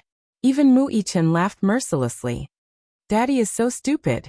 Mu Yaja glared at him in dissatisfaction. He snorted and said confidently, "That's because no one taught me. Let me do it." Yu Yu abandoned Mu Ichen and sat on Mu Yaja's lap, personally teaching him. Paper cutting was really amazing. She watched as the boy folded and cut a piece of red paper in his hand. From time to time, he would carefully make a few strokes with a knife. Finally, when the paper was unfolded, the word Fu appeared neatly on the paper. It looked very proper. Mu Yaja also learned seriously. In the end, under Yu Yu's guidance, he also learned the basics of paper cutting. At least it was pleasing to the eye. Yu Yu nodded and commented, "You've made some progress." She pasted the window decorations on the glass, the door and the wall. The festive atmosphere of the Lunar New Year was immediately brought out. Mu Yaja hugged Mu Ichen and looked at the clear glass. The red window decorations made him smile. So the Lunar New Year felt so warm. Chapter 2200. However, it turned out that spending the New Year with family was such a warm and blissful experience. Actually, the New Year was not on the streets. The true New Year was at home and in one's heart. The true meaning of the New Year was only when one's family was together. Mu Yaja suddenly understood why all the employees in the company could not wait to return home at the end of the year. Dishing Financial Group's usual practice was to finish all the work on hand, and then have an early holiday. Therefore, half a month before the New Year, all the employees worked hard to catch up with their workload, so that they could spend more time with their families on such meaningful days. Mu Yaja personally pasted the last piece of paper on the window of the study, and picked up Xiao Chen. The father and son looked at each other and smiled warmly. "Daddy! Daddy!" Yu Yu ran over with two big red lanterns in his hands. He beamed and said, "Daddy, come and do me a favor." "What favor?" Mu Yaja put down Xiao Chen and walked over. Yu Yu grabbed his hand and hurried toward the door. It turned out that Yu Yu wanted to hang two red lanterns at the door. After all, it would look more festive. However, he was short. Even if Yin Shirshir lifted him up high, it was still difficult for him to do so. There was no ladder at home, so he went to Mu Yaja eagerly. At 188 meters, Mu Yaja lifted Yu Yu up easily and hooked him. After Yu Yu hung the lanterns, the festive atmosphere was immediately apparent. As it was nearing New Year's Eve, Yin Shirshir drove to the supermarket and decided to buy the vegetables and meat for the New Year's Eve dinner in advance. She also prepared some dumpling wrappers to make dumplings. It was New Year's Eve after all. It was a custom for everyone to sit together, make dumplings and eat dumplings together. After buying the groceries, Yin Shirshir suddenly thought of something and suggested, "Let's invite Xiao Jie to join us for the New Year's Eve dinner. It's just an extra pair of chopsticks with more people. It'll be livelier." Okay. Yu Yu agreed and was quite interested. Mu Yaja did not have any objections. It was his first time celebrating the New Year with his family, so he felt that it would be livelier with more people around. Thus, Yin Shirshir called Gong Jia. When the call went through, she happily invited him. "Xiao Jia, tomorrow is New Year's Eve. Let's have New Year's Eve dinner together." After a while, Gong Jia then asked a question. "New Year's Eve? What does that mean?" Yin Shirshir Yu she had suddenly forgotten that when she and little Jia were still young, they did not have a proper New Year celebration. She vaguely remembered that her mother was short of money at that time. On New Year's Eve, having meat and fish was already considered a good New Year's celebration.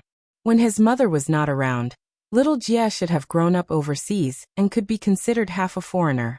Therefore, he was not very familiar with the customs and terms of the Spring Festival. Hence she explained seriously, "It's New Year's Eve. Tomorrow night is New Year's Eve, so let's have a reunion dinner together. The more the merrier. After the reunion dinner, we're going to the riverside to set off fireworks to welcome the new year. Are you coming? She had already purchased the fireworks. Chapter 2201. Some fireworks cost a few dozen yuan each, while some cost a few hundred yuan for just 1 second. These were things that she would never have dared to think about in the past. In recent years, the capital had implemented a standard of strictly prohibiting fireworks in the city. However, on New Year's Eve, many people still went to the riverside to set off fireworks. Firstly, it was for the festive atmosphere. Secondly, setting off fireworks was suitable for all ages. It was also one of the children's favorite activities. Without it, it would inevitably be lacking in flavor. Setting off fireworks was an ancient tradition passed down by the ancestors. It would be a pity to lose it. Gongjie readily agreed, sure. Yin Shirshir said. Then it's settled. Be there at 6 p.m. sharp. You're not allowed to be late. Otherwise, you'll have to drink as punishment. Okay. Yu knew that Yin Shirshir was calling Gongjie. She suddenly leaned over to the phone and said loudly, Uncle, remember to give red packets to Xiaoyi Chen and me. On the other end, Gongjie laughed and said, Little Tycoon, are you really interested in my red packets? It's the thought that counts. As for how much I'm going to give, it all depends on my performance. Yu was a cunning person. Thus, she managed to get Gongjie to agree with her with just a few words. Gongjie cleared his throat and said, Just be good and wait for me to give you your red packets. After hanging up the phone, Yin Shirshir felt extremely happy. It was as if she was sitting on a hydrogen balloon and was slowly floating up into the clouds. She accidentally found Hua Jin's number. She was stunned for a moment and frowned. Then, she hesitated for a moment and dialed the number with a hint of anticipation. At City Condominium, Hua Jin was wearing a bathrobe and leaning against the bay window, looking at the beautiful sunset. Suddenly his phone rang. He picked it up immediately and heard Yin Shirshir's gentle and careful voice on the other end. Hua Jin, it's New Year's Eve tomorrow. Would you like to come to my house for New Year's Eve dinner? Hua Jin couldn't react in time. He choked on a mouthful of smoke and coughed for a long time. Yin Shirshir could not help but raise her eyebrows when she heard the heart-wrenching coughing coming from the phone. She was a little surprised. What's wrong? The reason why she thought of Hua Jin was because she was concerned that his family was not by his side. Wouldn't he be very lonely if he thought too much? Therefore, she wanted to invite him to her house to spend time together. Hua Jin stared blankly for a while before he suddenly laughed. Why would you think of me? Because it's New Year. If you spend it alone, won't it be very lonely? After all, it's New Year's Eve. The more the merrier. Yin Shirshir said. She paused and suddenly asked in disappointment. What's wrong? Are you unwilling? Or do you have an appointment? No. Hua Jin immediately said. It's just that I'm very surprised. I didn't expect you to invite me to welcome the new year together. That's because you're my family too. Yin Shirshir said matter-of-factly. Hua Jin's expression froze. Instantly, a gentle smile formed on his lips. A warmth from the sky enveloped him. He was extremely touched by the simple word family. He said gently, Okay, then you must come tomorrow night. Set your bowl and chopsticks. After the New Year's Eve dinner, let's go to the riverside to set off fireworks, okay? Okay. After hanging up the phone, Hua Jin looked at the screen that indicated the end of the call. However, he could not stop smiling. His heart felt extremely warm. Chapter 2202. In such a bustling city, on such a cold winter day, he actually felt that he was no longer alone. It was great to be able to celebrate the new year with everyone. When Song Zhenghua received the call from the hospital, he was inevitably shocked. When he rushed to the hospital with Jiang Qiming, he saw Song Yunxi lying in the intensive care unit. His face was bruised and swollen, and his legs and arms were broken in several places. It was almost New Year's Eve, and he was actually lying in the hospital on New Year's Eve. He instantly felt that he had hit the jackpot. This kid was still fine yesterday, but he went out in the middle of the night. When he turned around, he received a notice from the hospital saying that he was lying in the hospital.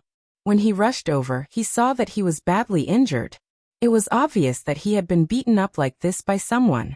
Jiang Qiming felt as if a knife was being twisted in her heart. She threw herself at the bedside and cried, "Yunqi! Yunqi!" However, after calling for a long time, Song Yunqi did not have the strength to respond. He was still in a semi-conscious state. His mind was muddled, and his jaw had been dislocated. He could not open his mouth or speak at all. Jiang Qiming gritted her teeth and cursed. "Which bastard did this to our child? It's New Year's Eve. How unlucky." Song Zhenghua stood by the bed and frowned as he sized up the child.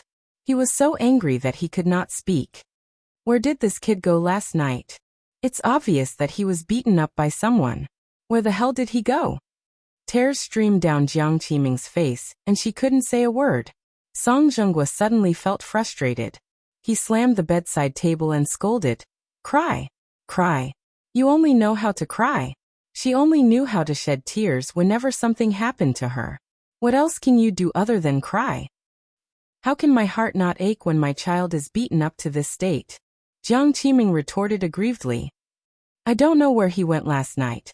If you didn't receive the call from the hospital, I would have thought that he went to fool around again. You can't take good care of your daughter, and you can't discipline your son well. As a mother, can't you be more careful?" Before Jiang Qiming could defend herself, a row of medical staff suddenly walked in from the door. When the head doctor saw Song Zhenghua, he said politely, "Mr. Song, nice to meet you." The doctor chatted with Song Zhenghua for a while, then invited him to the office to analyze Song Yunqi's injury. Half an hour later, Song Yunqi finally walked in with a gloomy face. However, Song Yunqi was still unconscious and was sitting at the side angrily. Jiang Qiming immediately walked over and asked worriedly, "Zhenghua, what did the doctor say?" This kid was seriously injured by someone. In addition to the fractures of his ribs, knees, tendons, shoulders, intracranial hemorrhage, and moderate concussion, the doctor said that such injuries were definitely not caused by one person. It was as if he had been ganged up on by a group of people. He wouldn't be able to recover in a short time. Even after the surgery, there will still be some residual effects. For this child, once there are some injuries, it means that he will have to retire early. Retired. Jiang Qiming widened her eyes in shock. Why? Chapter 2203. However, if he were to retire now, it would mean that all the meritorious service he had accumulated over the years would be gone. Song Zhenghua appeared calm on the surface, but deep down, he was already heartbroken and depressed. He had worked so hard and paid such a high price, all for the sake of planning a good future for this brat while he still had some power. But now look at what had happened. He had lost everything. After he retired and returned home from the BU team, it would be difficult to say that he would have a meteoric rise. This lad's great future had been ruined by him just like that. The most hateful thing was that Song Yunqi was still unconscious. Even if Song Zhenghua wanted to ferociously find the culprit who had beaten his son to such a state, there was no way to find out. Song Zhenghua was extremely vexed and frustrated. Be it Song Inya or Song Yunqi, they were constantly causing trouble for him. Song Inya was one thing. She was used to being pampered and noble. Because of her difficult temper, she had provoked Muyaja. However, before this matter could be resolved, Song Yunqi was in trouble again. Song Zhenghua was really annoyed. Why were there so many troublesome matters? Just which deity had he offended? Everything had gone wrong this year. It seemed that he was destined to spend this new year in the hospital. At the thought of this, Song Zhenghua smoked 2 cigarettes in a row. Then he stood up and ran to settle some work matters. Jiang Qiming stayed by the bed and held Song Yunqi's cold hands with heartache. She could only cry nonstop as if this was the only way to vent some of the depression in her heart. Early in the morning of New Year's Eve, Yun Shishir got out of bed. As the grandest lunch of the year, the reunion dinner on New Year's Eve was indispensable. The family had to be complete, and the dishes had to be sumptuous. No matter where they worked, they had to return home covered in dust and sit at the table to have a reunion dinner and share the joy of family. There were also many things to pay attention to at the reunion dinner. The must-have dish for lunch was fish, which meant that there was more than enough every year. There had to be chicken, which meant good luck, tofu and cabbage, which meant happiness and wealth, fans, which meant longevity and good luck, You even prepared canned peaches, which meant escape from disaster and health. Yin Shirshir was surprised. Even she had not thought of this. Lastly, there was good wine, which meant that life was everlasting and good. Early in the morning, Yin Shirshir and Yu were busy in the kitchen. In the afternoon, Yin Yeqing and Yin Yeho arrived. Yin, of course, she had not wanted to invite her mother and daughter to invite to the New Year's Eve dinner. However, she didn't want to invite them. The mother and daughter trio were all top-notch. If she invited them, it would be hard to avoid making things unpleasant again. She didn't want to bring bad luck to the family during the new year. But when he thought about it, he felt rather embarrassed. Speaking of which, one was her aunt, and the other was her elder sister. If she forgot about them just like that, it would be hard to avoid being heartless. Yin Shirshir was caught in a dilemma and felt very conflicted. In fact, before this, Xiangyu had called Yin Yeqing and told him that the family would have a meal together on New Year's Eve. Chapter 2204. Thus she said, "It's New Year's Eve. My brother and I will just eat at home. There's no need for us to gather for a meal." His wife was displeased to hear that. "What's wrong? Do you think we're embarrassing you and embarrassing you? Now that your family is rich, you have a capable daughter, and you have a rich son-in-law, so you don't want to acknowledge us as your poor relatives anymore, do you? So what if we're poor? We're family after all, and we're not greedy for anything. Why don't you give us the honor of having a meal together on New Year's Eve?" What was the truth? In the past 2 months, the money she had brought over from her hometown had long been used up. Before they came to the capital, Xiangyu and Yin Qingmiao still had a lot of yearning and anticipation for the glamorous life in the city. However, once they rented a house in the capital and started living there, the pressure came crashing down on them like a mountain, to the point where they could barely breathe. With the high rent, daily expenses, and living expenses in the capital, it was already extremely difficult for them to make ends meet. Yin Qinli and Yin Qingmiao also found part-time jobs, but since they had just moved to the capital, they were unfamiliar with everything. Not to mention earning money, each of them only had a monthly salary of more than 3,000 yuan, which added up to more than 6,000 yuan. After deducting the food and transportation expenses, as well as the occasional shopping trip, they were out of money. His wife, on the other hand, was thick-skinned. She had approached him several times, saying that she was out of money and wanted to borrow some. He knew very well that the money would be wasted once he lent it out. Still, he was worried that if he did not lend them the money, the mother-daughter trio would surely cause a lot of trouble for Yin Shirshir. Thus, he secretly lent them a few sums of money behind his back, but the moment his wife tasted the sweetness, her greed kicked in and she could not take it back. When it came to New Year's Eve, Xiangyu put on a dignified front by saying that she wanted to have a reunion dinner with her family, but in reality, she would probably beat around the bush or shamelessly ask Yin Shirshir for money during the meal. He did not want to make things so awkward, so he asked directly, "Did you guys run out of money again?" His wife flew into a rage out of humiliation when she heard that. "What? Brother, are you treating the three of us like beggars? All you talk about is money, money, money. Do you really think we're begging for food? After all, they were a family. What was wrong with celebrating the new year together? Do you hate us so much that you don't even want to have a reunion dinner with us?" Her overbearing words put Yin Yeqing in a difficult position. Unable to bear it any longer, Yin Yeho rebuked. "Don't you always talk about borrowing money? Do you really think I don't know that you borrowed money from Yiqing behind my back? This money adds up to tens of thousands of yuan. Have you paid it back?" Xiangyu had been in the capital for a few months, and she hadn't learned anything else. However, her skin had grown thicker, and she grinned. "Isn't it because I'm short of money? Besides, we're all family. Is there a need to be so calculative?" Yin Yeho, on the other hand, did not take it to heart. As the saying goes, even blood-related brothers should settle their accounts clearly. Yiqing has already spent a lot of energy taking care of me. Do you think he's made of iron? That's right. You don't need money to support the three of you. Chapter 2205. In a single sentence, the greed in his heart was as clear as day. Yin Yeho was so exasperated that he almost burst into tears. He almost blurted out, "All of you, scram back to your hometown. If you don't have the capability, why are you all here in the capital? Yun Yeqing immediately stopped him, saying that they should not quarrel during the new year. After all, they were a family. Hence, he pulled Yun Shirshir to the side and said, Shirshir, I have a presumptuous request. Since it's New Year's Eve today, please invite your aunts over for a reunion dinner at noon. I don't want to make things difficult for you, but they seem to be clinging on to you and insist on having a family reunion dinner. Most importantly, I don't want to make things difficult for your uncle, so please invite them over for lunch to shut their mouths and prevent them from gossiping about you behind your back. After lunch, I'll send them back in a taxi. Yun Shirshir readily agreed. Lunch was supposed to be a family reunion, so it was not a demanding thing to invite them over for a meal. However, when Xiang Yu and her daughter came, the festive atmosphere was diluted by a lot. Logically speaking, no matter how close a relative was, they should not come empty-handed.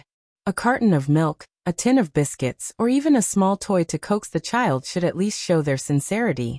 Although Yun Shirshir did not care about their etiquette, she could tell from their actions that they were sincere. But when Xiang Yu came to the door, not only did she come empty-handed, she didn't even bother to change her shoes as she barged straight into the house. Wow! Shirshir, where's your big villa? It's so grand. I saw it the moment I entered the house. Only the rich live here, right? Xiang Yu and her daughter had taken a taxi over, but they did not even have the time to pay for it. It was Yun Yeqing who rushed over to pay for it after receiving a call. As soon as they entered the villa area, Xiang Yu was shocked by the rows of elegant villas. They actually knew that Mu Yaja's net worth was not low, and his living conditions were superior. However, when they saw him living in such an expensive villa, the greed and passion in their eyes could not be concealed.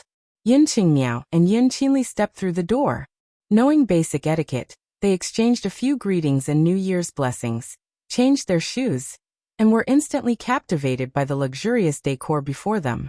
Big sister Shirshir, can we take a look at your villa? Yin Qinli asked excitedly.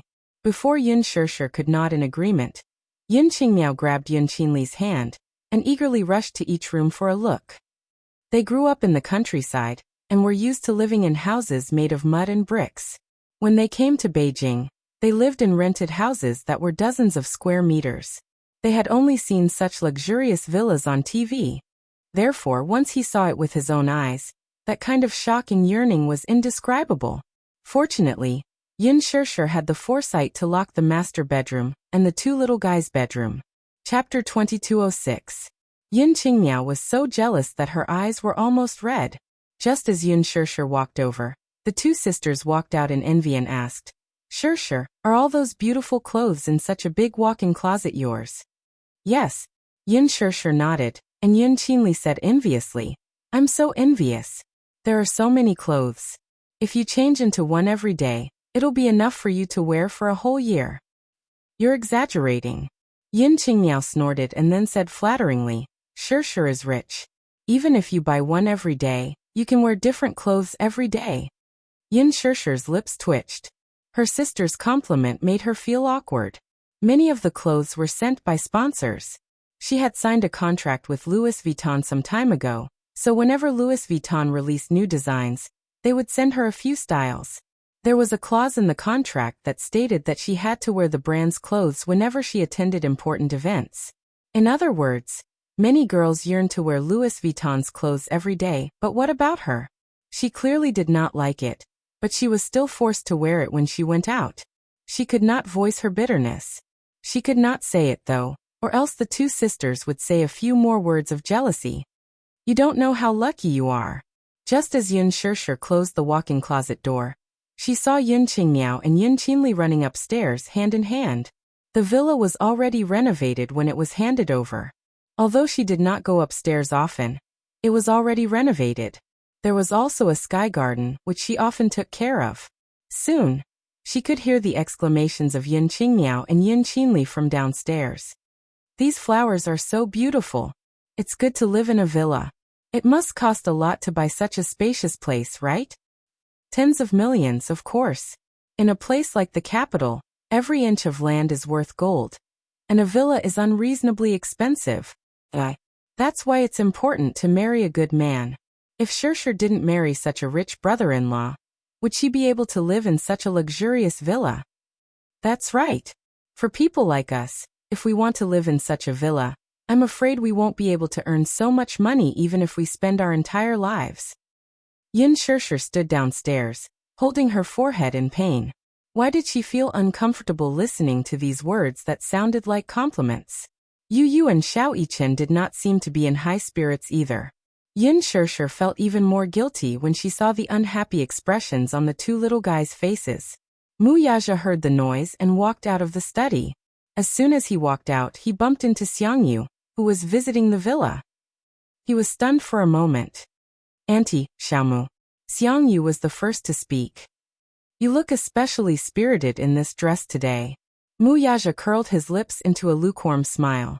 His attitude was frigid as he turned to leave, ignoring him. Xiangyu was rebuffed, her hot face stuck to a cold butt. She was embarrassed for a moment. Yu Yu and Xiao Yichen suddenly looked at each other and smiled slyly. They tacitly squeezed in front of Xiangyu and cupped their fists together. Granny, Happy New Year. May you prosper. Give us the red packets. They were here to ask for red packets from her. Xiangyu's face turned green as she smiled awkwardly. If an adult were to say this, it would inevitably sound petty, but when it came from the mouths of two children, it felt more like a child's babble. Instead, she found it amusing and adorable. Naturally, she had to be generous when children asked for red packets. Chapter 2207.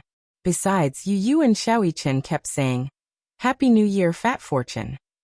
How could she bear to reject them when they were so sweet-mouthed? Even if it was just for luck, she had to generously give them red packets. Xiangyu, on the other hand, was stunned for a moment before her lips twitched uneasily. Who would have thought that these two children would ask for red packets in front of everyone? She originally thought that Yin Shershur and Xiao Yichen would not take the initiative to ask for red packets since they were young. Hence, she thought that she would just brush them off if she could. After all, she was already struggling to make ends meet recently. If not for the fact that she was really in a tight spot, why would she shamelessly come here to freeload on the reunion dinner? She had even shamelessly asked Yin Yeqing to pay for her taxi fare. Were these two children deliberately making a fool of themselves by asking her for red packets at this time? She was at a loss as to what to do. Yu Yu's face fell when he saw her standing there in a daze, unable to get a red packet out of her. He could not help feeling a little disappointed. Don't tell me that Grandma didn't prepare red packets for Yu Yu and Xiao Yichen. How stingy. Xiao Yichen covered his mouth and chuckled before saying in disdain, Grandma, don't tell me that you can't even give us a few hundred yuan as red packets. It's New Year's Eve tonight. Not only did you come empty-handed, but you didn't even prepare red packets. Don't tell me you came here to freeload? The two little fellows echoed each other, and Xiangyu's face was completely stripped bare. If it were Yin Shershur who said such words, it would inevitably come off as harsh, unreasonable, and even mean. However, when it was these two little lads who said it, it made people laugh. While they laughed at the children's nonsense, they did not think that these two children were being rude. After all, Xiangyu's every word and action were just like what these two little lads had said. It was obvious that they were here to freeload on the reunion dinner. She didn't even prepare a red packet for the child. It was inevitable that the child would despise her. Xiangyu immediately squatted down in front of the two children and said awkwardly, It's not that I didn't prepare anything. I didn't bring any red packets with me. There was a traffic jam on the road. They came too hastily and were not prepared. It's all your fault. Don't blame me. Tomorrow I'll prepare it for you, okay? So you didn't bring any red packets? Grandma, wait a moment. With a mischievous grin, he ran to the living room and pulled open a drawer to retrieve a stack of brand new red envelopes he had just bought from the supermarket. Taking out 2 envelopes, he ran to his mother and passed them to her. Here. Muyaja sat at the side, trying hard not to laugh. How could he not understand this little fellow's intentions? It was obvious that he didn't like Xiangyu and her 2 daughters, and wanted to embarrass them. He didn't give them a way out at all. How could you lack red packet money? But he just couldn't stand these 3 ungrateful wretches. Xiangyu looked awkwardly at the red packets that Yu handed to her. She took them resentfully, but didn't do anything else for a long time. What kind of joke was this? She only had $100 with her. Was she supposed to tear the $100 in half and give half to each child? This child looked so cute and innocent. How could he be so smart? Chapter 2208. This. She was so embarrassed that she wanted to cry. Xiao Yichen suddenly said coldly, You forget it. It's obvious that Granny didn't prepare anything. She's so poor that she can't even fork out 200 yuan. Xiang Yu's face turned red, as if blood was about to drip out of her mouth. Yu furrowed her brows in dissatisfaction. Granny doesn't care about us at all. She didn't even prepare a red packet for us. How sad. Yun Yeqing and Yun Yeho looked at each other, feeling like crying and laughing at the same time. As for Yun Yeho, he did not know whether to laugh or cry. At the same time, he felt extremely ashamed of his wife. He could not bear to see his wife being laughed at by the two children. So he quickly said, Yu Xiao Yichen, Grandpa has prepared red packets for you too. Come. Yu and Xiao Yichen held hands as they walked to Yun Yeho. They saw him sitting in his wheelchair and taking out 2 thick red packets from his canvas bag.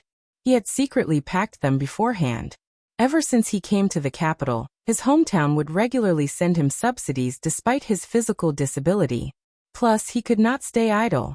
When Yun Yeqing went to work, he would do some handicrafts at home, or do some simple chores. Thus, he managed to save up a small sum of money.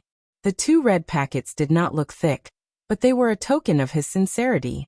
It was the new year after all. Red packets should be given for the festive occasion. When Yun Yeqing saw this, he immediately stopped him. Yeho, forget it. You don't have much money on you. Save it to buy something for yourself. It's enough that the 2 children know your sincerity. Oh dear. Brother, it's the new year. Giving red packets to the children is more or less for the sake of happiness. It won't save much money. Yun Yeho insisted on giving them a red packet. He pulled Yu and Xiao Yichen over and stuffed them into each of their hands with a smile. Yu glanced at Yun Yeho's rough fingers, some of which were still wrapped in bandages. She didn't even need to think about how Yun Yeho had earned all this money. Xiao Yichen was a little embarrassed to accept it, but Yu smiled and said, Thank you, Grandpa. I wish Grandpa good health and a happy new year. As he spoke, he naturally stuffed it into his trouser pocket. When Xiao Yichen saw that Yu had accepted it, he accepted it as well. He smiled and gave his New Year's greetings. Since Yun Yeho was the first to give a red packet, Yun Yeqing naturally could not be left behind. He also gave the 2 kids a big red packet each. Yu and Xiao Yichen rushed to say their New Year's greetings and received the red packets. Xiao Yichen was the most adorable of them all. He even opened his father's red packet and stole a peek inside. Yu leaned over to take a peek. Xiao Yichen immediately covered his mouth and asked warily, What are you doing? Take a look. It's not like I'm snatching it from you, petty fellow. Xiao Yichen smiled slyly and reached out to snatch his red packet. Let me see yours first. No way. The 2 kids were in a mess. Yun Yeqing and Yun Yeho burst into laughter and immediately said in unison, You 2 little fools, we gave you the same amount of red packets. The atmosphere gradually warmed up. The awkwardness was finally resolved. However, after this display of strength, Xiang Yu finally restrained herself. She sat at the table and pretended that nothing had happened while munching on sunflower seeds. She finally knew her place. Yu could not stay idle for a while longer. He ran into the kitchen and prepared the reunion dinner with Yin Shishir. Chapter 2209. The doorbell rang all of a sudden. Yun Yeqing immediately stood up and was about to open the door when Muyaja pressed on his shoulder. Dad, take a seat. I'll open the door. Oh, okay. Feeling flattered, Yun Yeqing smiled and sat down obediently as he was told. Muyaja walked to the entryway and opened the door, only to see Gong Jie standing outside. Brother-in-law? Gong Jie was a little surprised to see him opening the door. He raised a brow and greeted him naturally. Muyaja hummed in acknowledgement.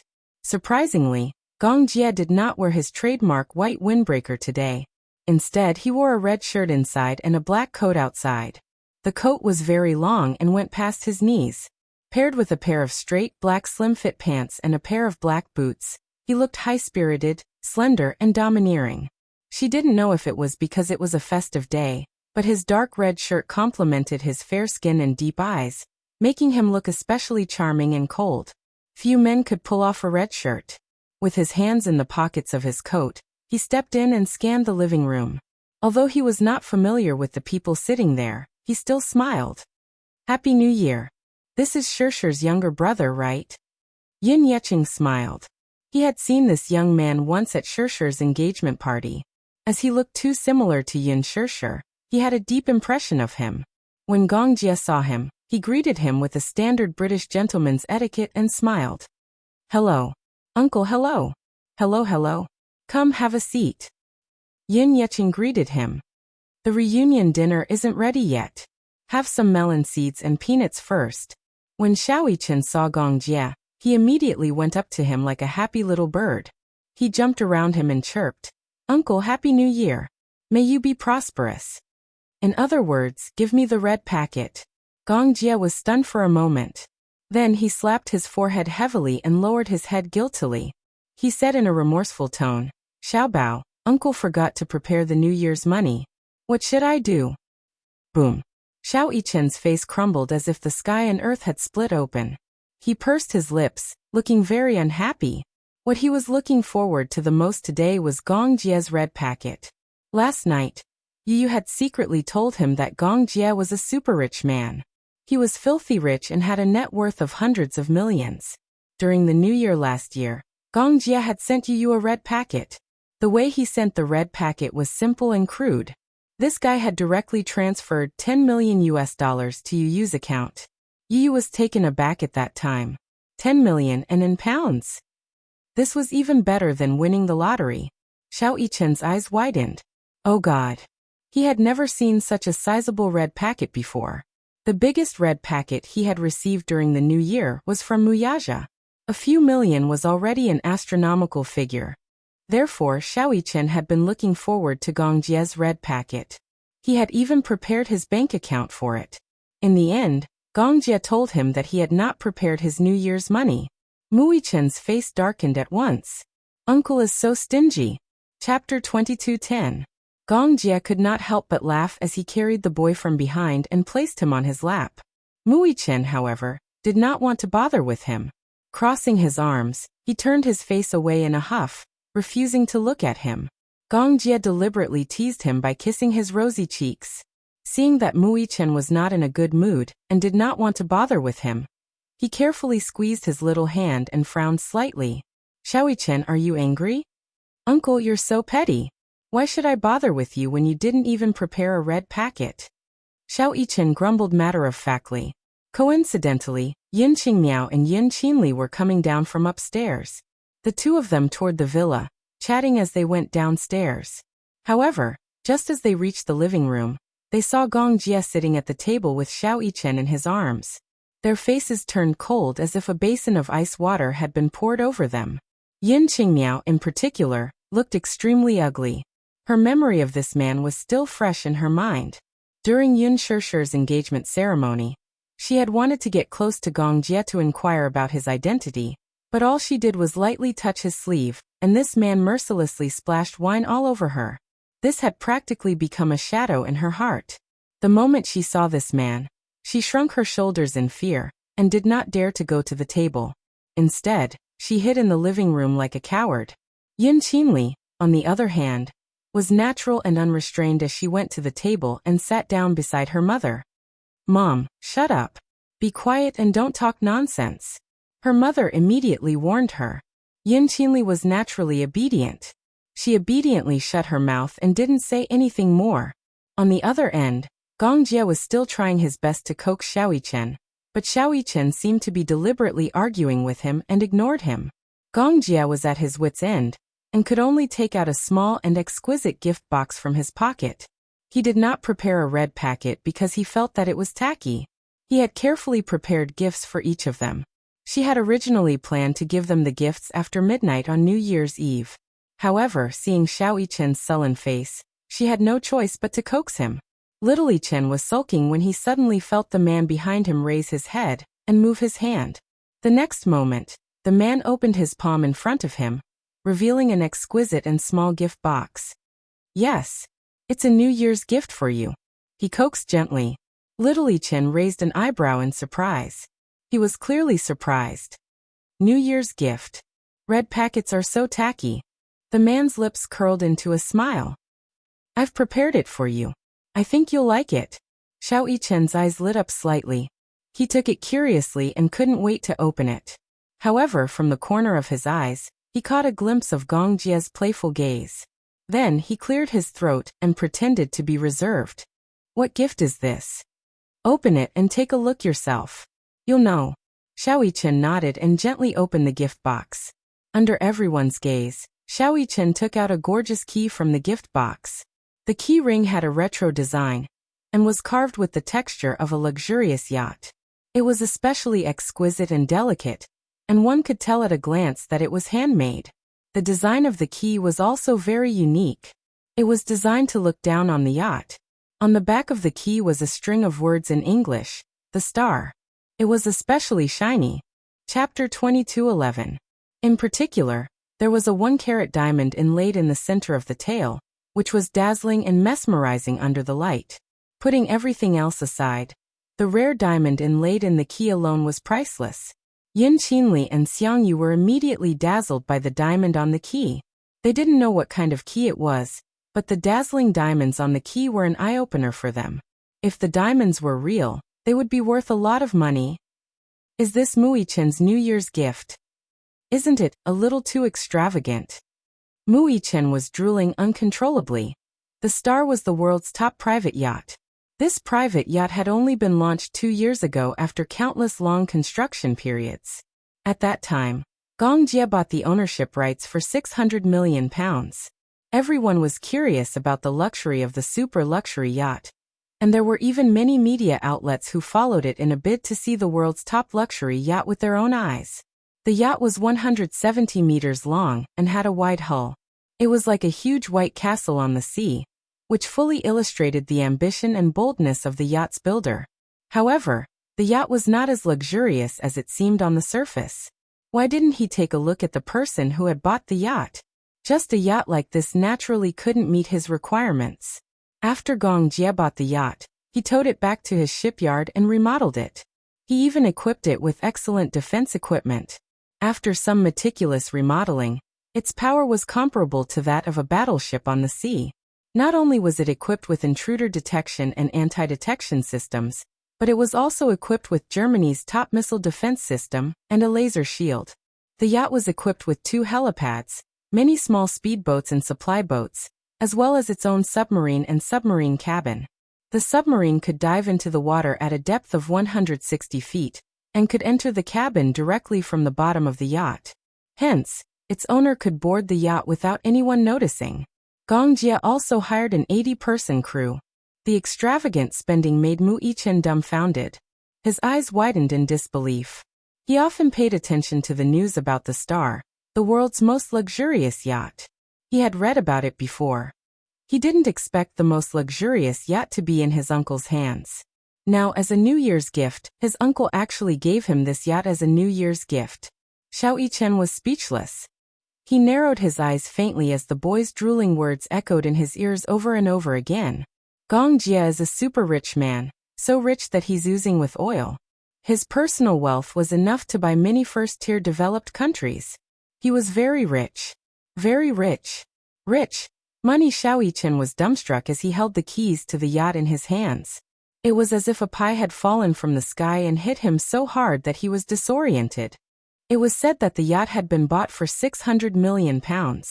Including the cost of the modifications and equipment in the later stages, it would not be difficult to double the price.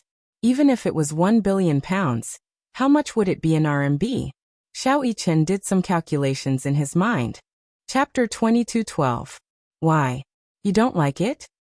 I like it, I like it. Xiao Yichen nodded profusely as though he was afraid that Gong Jie would regret it and take it back. He quickly hugged the gift in his arms and giggled.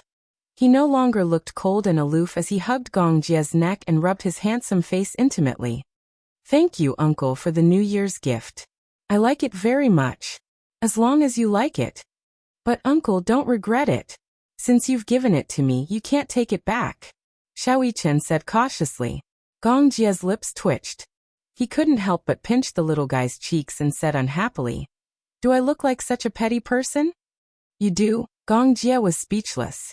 He suddenly reached out to snatch the gift back. "Since you're saying that uncle is petty, then give it back to me." "No."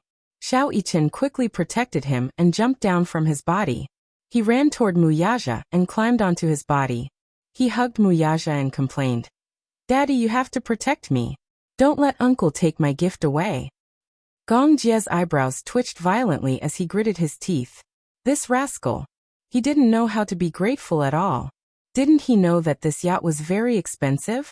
Giving this yacht to this rascal was like cutting off a piece of his heart. He gave it to him, but he didn't even say a word of thanks. He even complained to his father. He just wanted to hear him say, "Uncle is so generous." In the end, he said that he was petty. How could he not be angry? Muyaja face-bombed and didn't know whether to laugh or cry. "Xiao Yichen, your uncle has plenty of money. He doesn't care about this yacht. Don't guard against him like he's a thief, okay?" Gong Jie was speechless. Thief. His brother-in-law wasn't cute at all. Why were his words so unpleasant? What did he mean by guarding against a thief? When Yu heard the commotion in the living room, half of her head popped out from the kitchen. When she saw Gong Jie sitting at the table with a gloomy face, she exclaimed in surprise, "Uncle Gong, you're here?" As soon as Xiao Yichen saw Yu, he waved the yacht keys in his hand and flaunted. "Yu, look. Uncle gave me a luxurious yacht as a gift. Private luxury yacht. Yun Yeqing and Yun Yeho." While Xiang Yu and Yun Qinli were even more taken aback by this development. They were all curious as to what kind of gift Gong Jie had given the little guy. Mu Yichen was so excited that he was dancing with joy. In the end, when they heard that it was a luxury yacht, everyone except Muyaja was dumbfounded. Yacht? Yun Qinli found it hard to believe. How could he really give him a yacht? At most, it should be a one replica, right? Mu Yichen was such a young child. If he really gave him a luxurious yacht, it would be too extravagant. How rich did this person have to be so extravagant?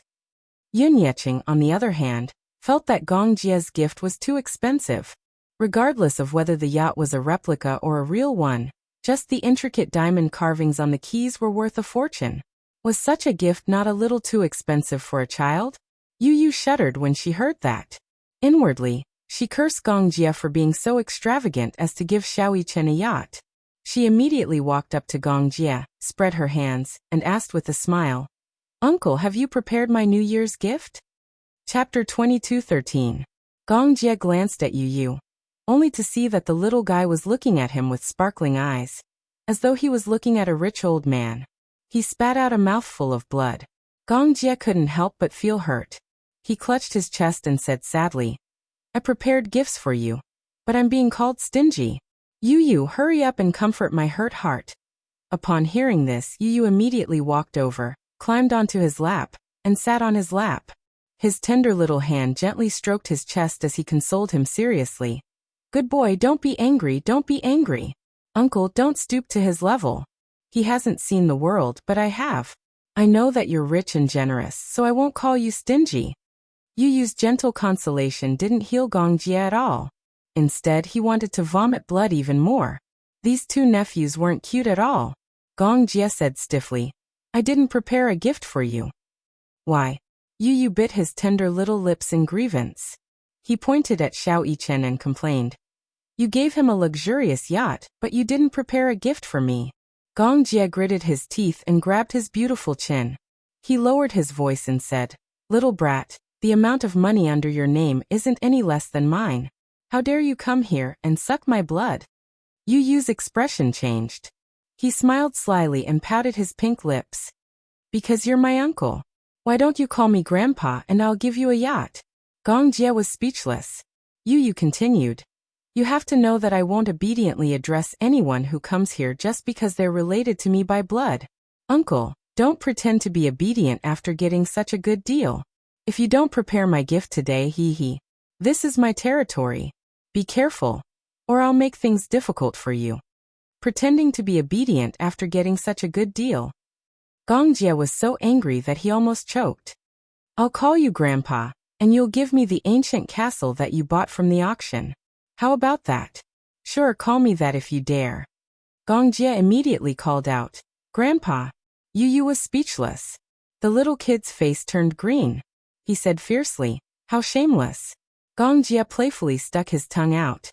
Then he rubbed his head lovingly and smiled. All right, I won't tease you anymore.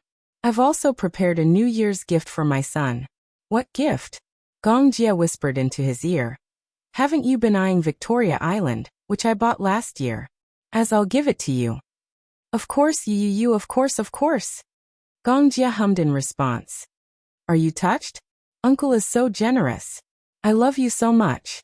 Yu hugged his shoulders and cheered excitedly, beaming from ear to ear. Gong Jie said proudly, Aren't you going to express your gratitude to Uncle? Without hesitation, Yu lifted Gong Jie's chin with one hand. His tender little face slowly inched closer to his handsome face. Then he gracefully kissed his thin lips and said, Thank you. This was his way of expressing intimacy with Yin Shirshir.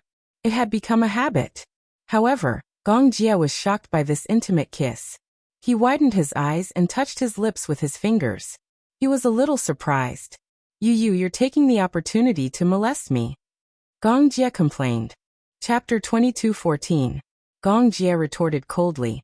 So your way of thanking me is to steal my first kiss? Tired face. Yu sucked in a breath of cold air.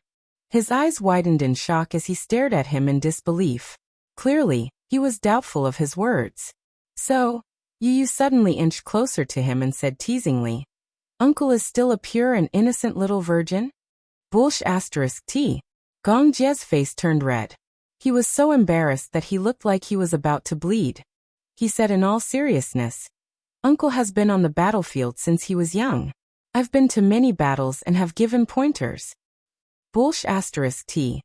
Yu covered his mouth and snickered. Giving pointers? Giving pointers to you. Gong Jie was beyond embarrassed. He was in his 20s, yet he was being mocked by a 7-year-old boy. He couldn't take it lying down. Gong Jie glanced at Yu who couldn't stop snickering and said coldly, Humph.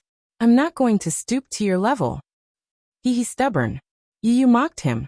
Suddenly he thought of something and shook his head. No wonder I sensed an ascetic aura from you the first time I saw you in person. It turns out that Uncle is so pure. Come, do you want me to teach you how to kiss? Go away. Gong Jie pushed him away in disdain. However, Yu seemed determined to tease him.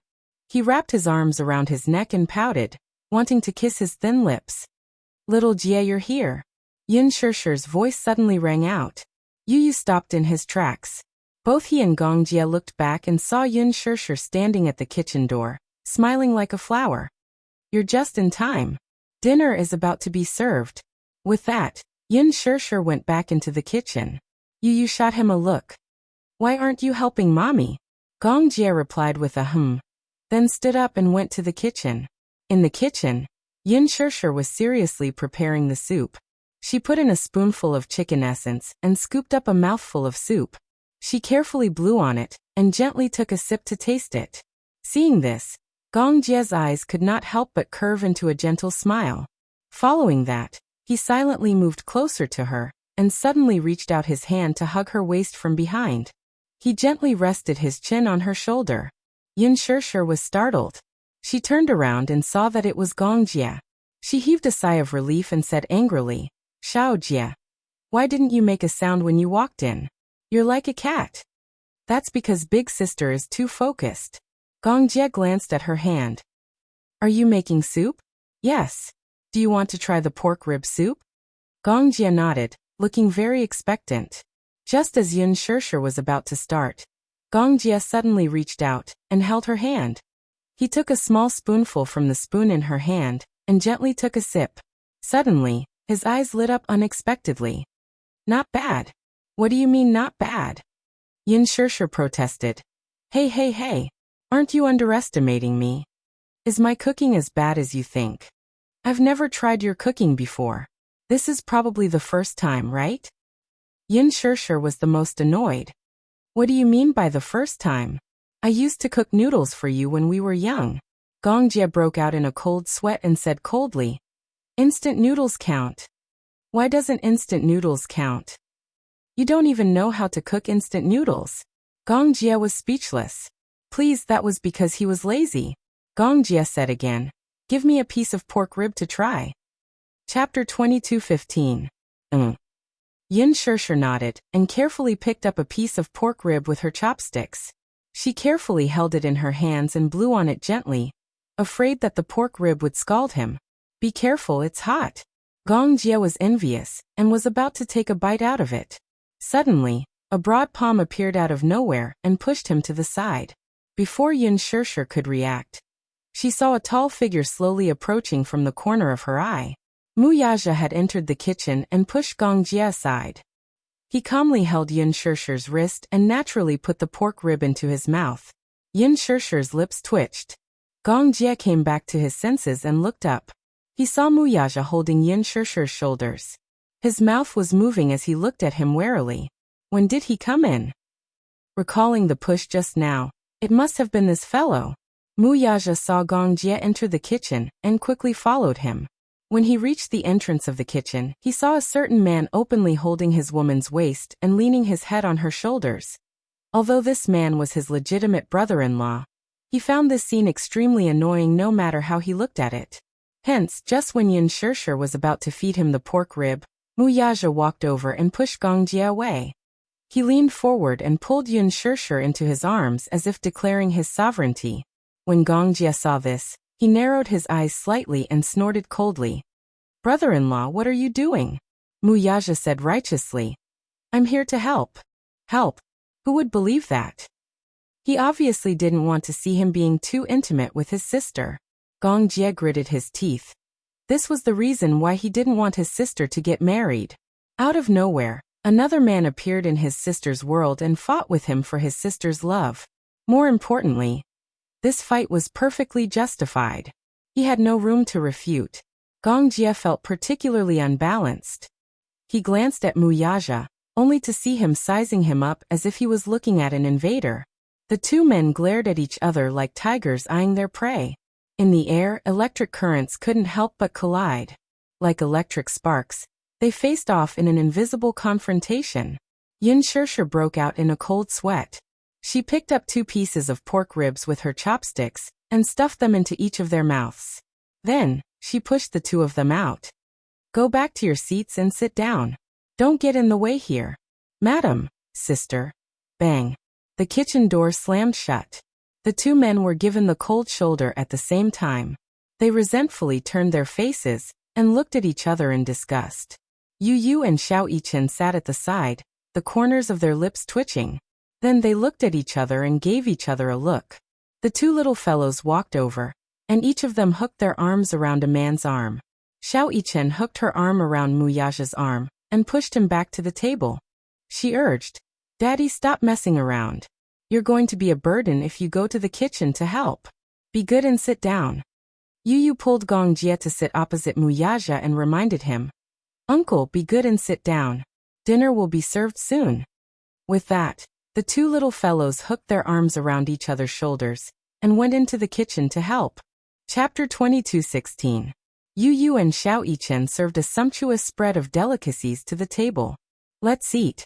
The table was filled with laughter. Yin Shirshir poured wine for Yin Yeqing and Yin Yeho.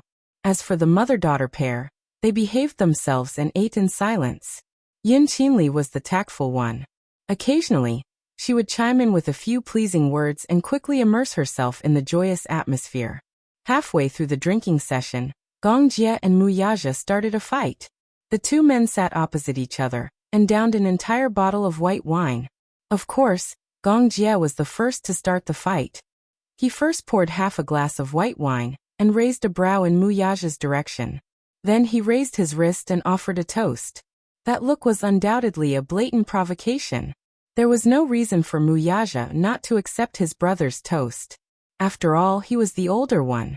Besides, how could he have stage fright when his brother-in-law offered a toast?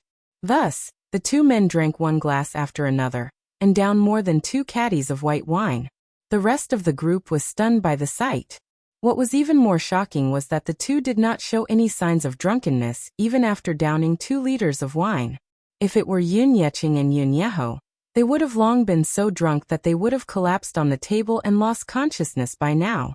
These two men, on the other hand, downed more than 2 caddies of white wine. 2 bottles of white wine were almost empty, and only then did Gong Jie and Muyaja seem to be in the mood to drink. What a joke. Gong Jie's alcohol tolerance over the years was not for nothing.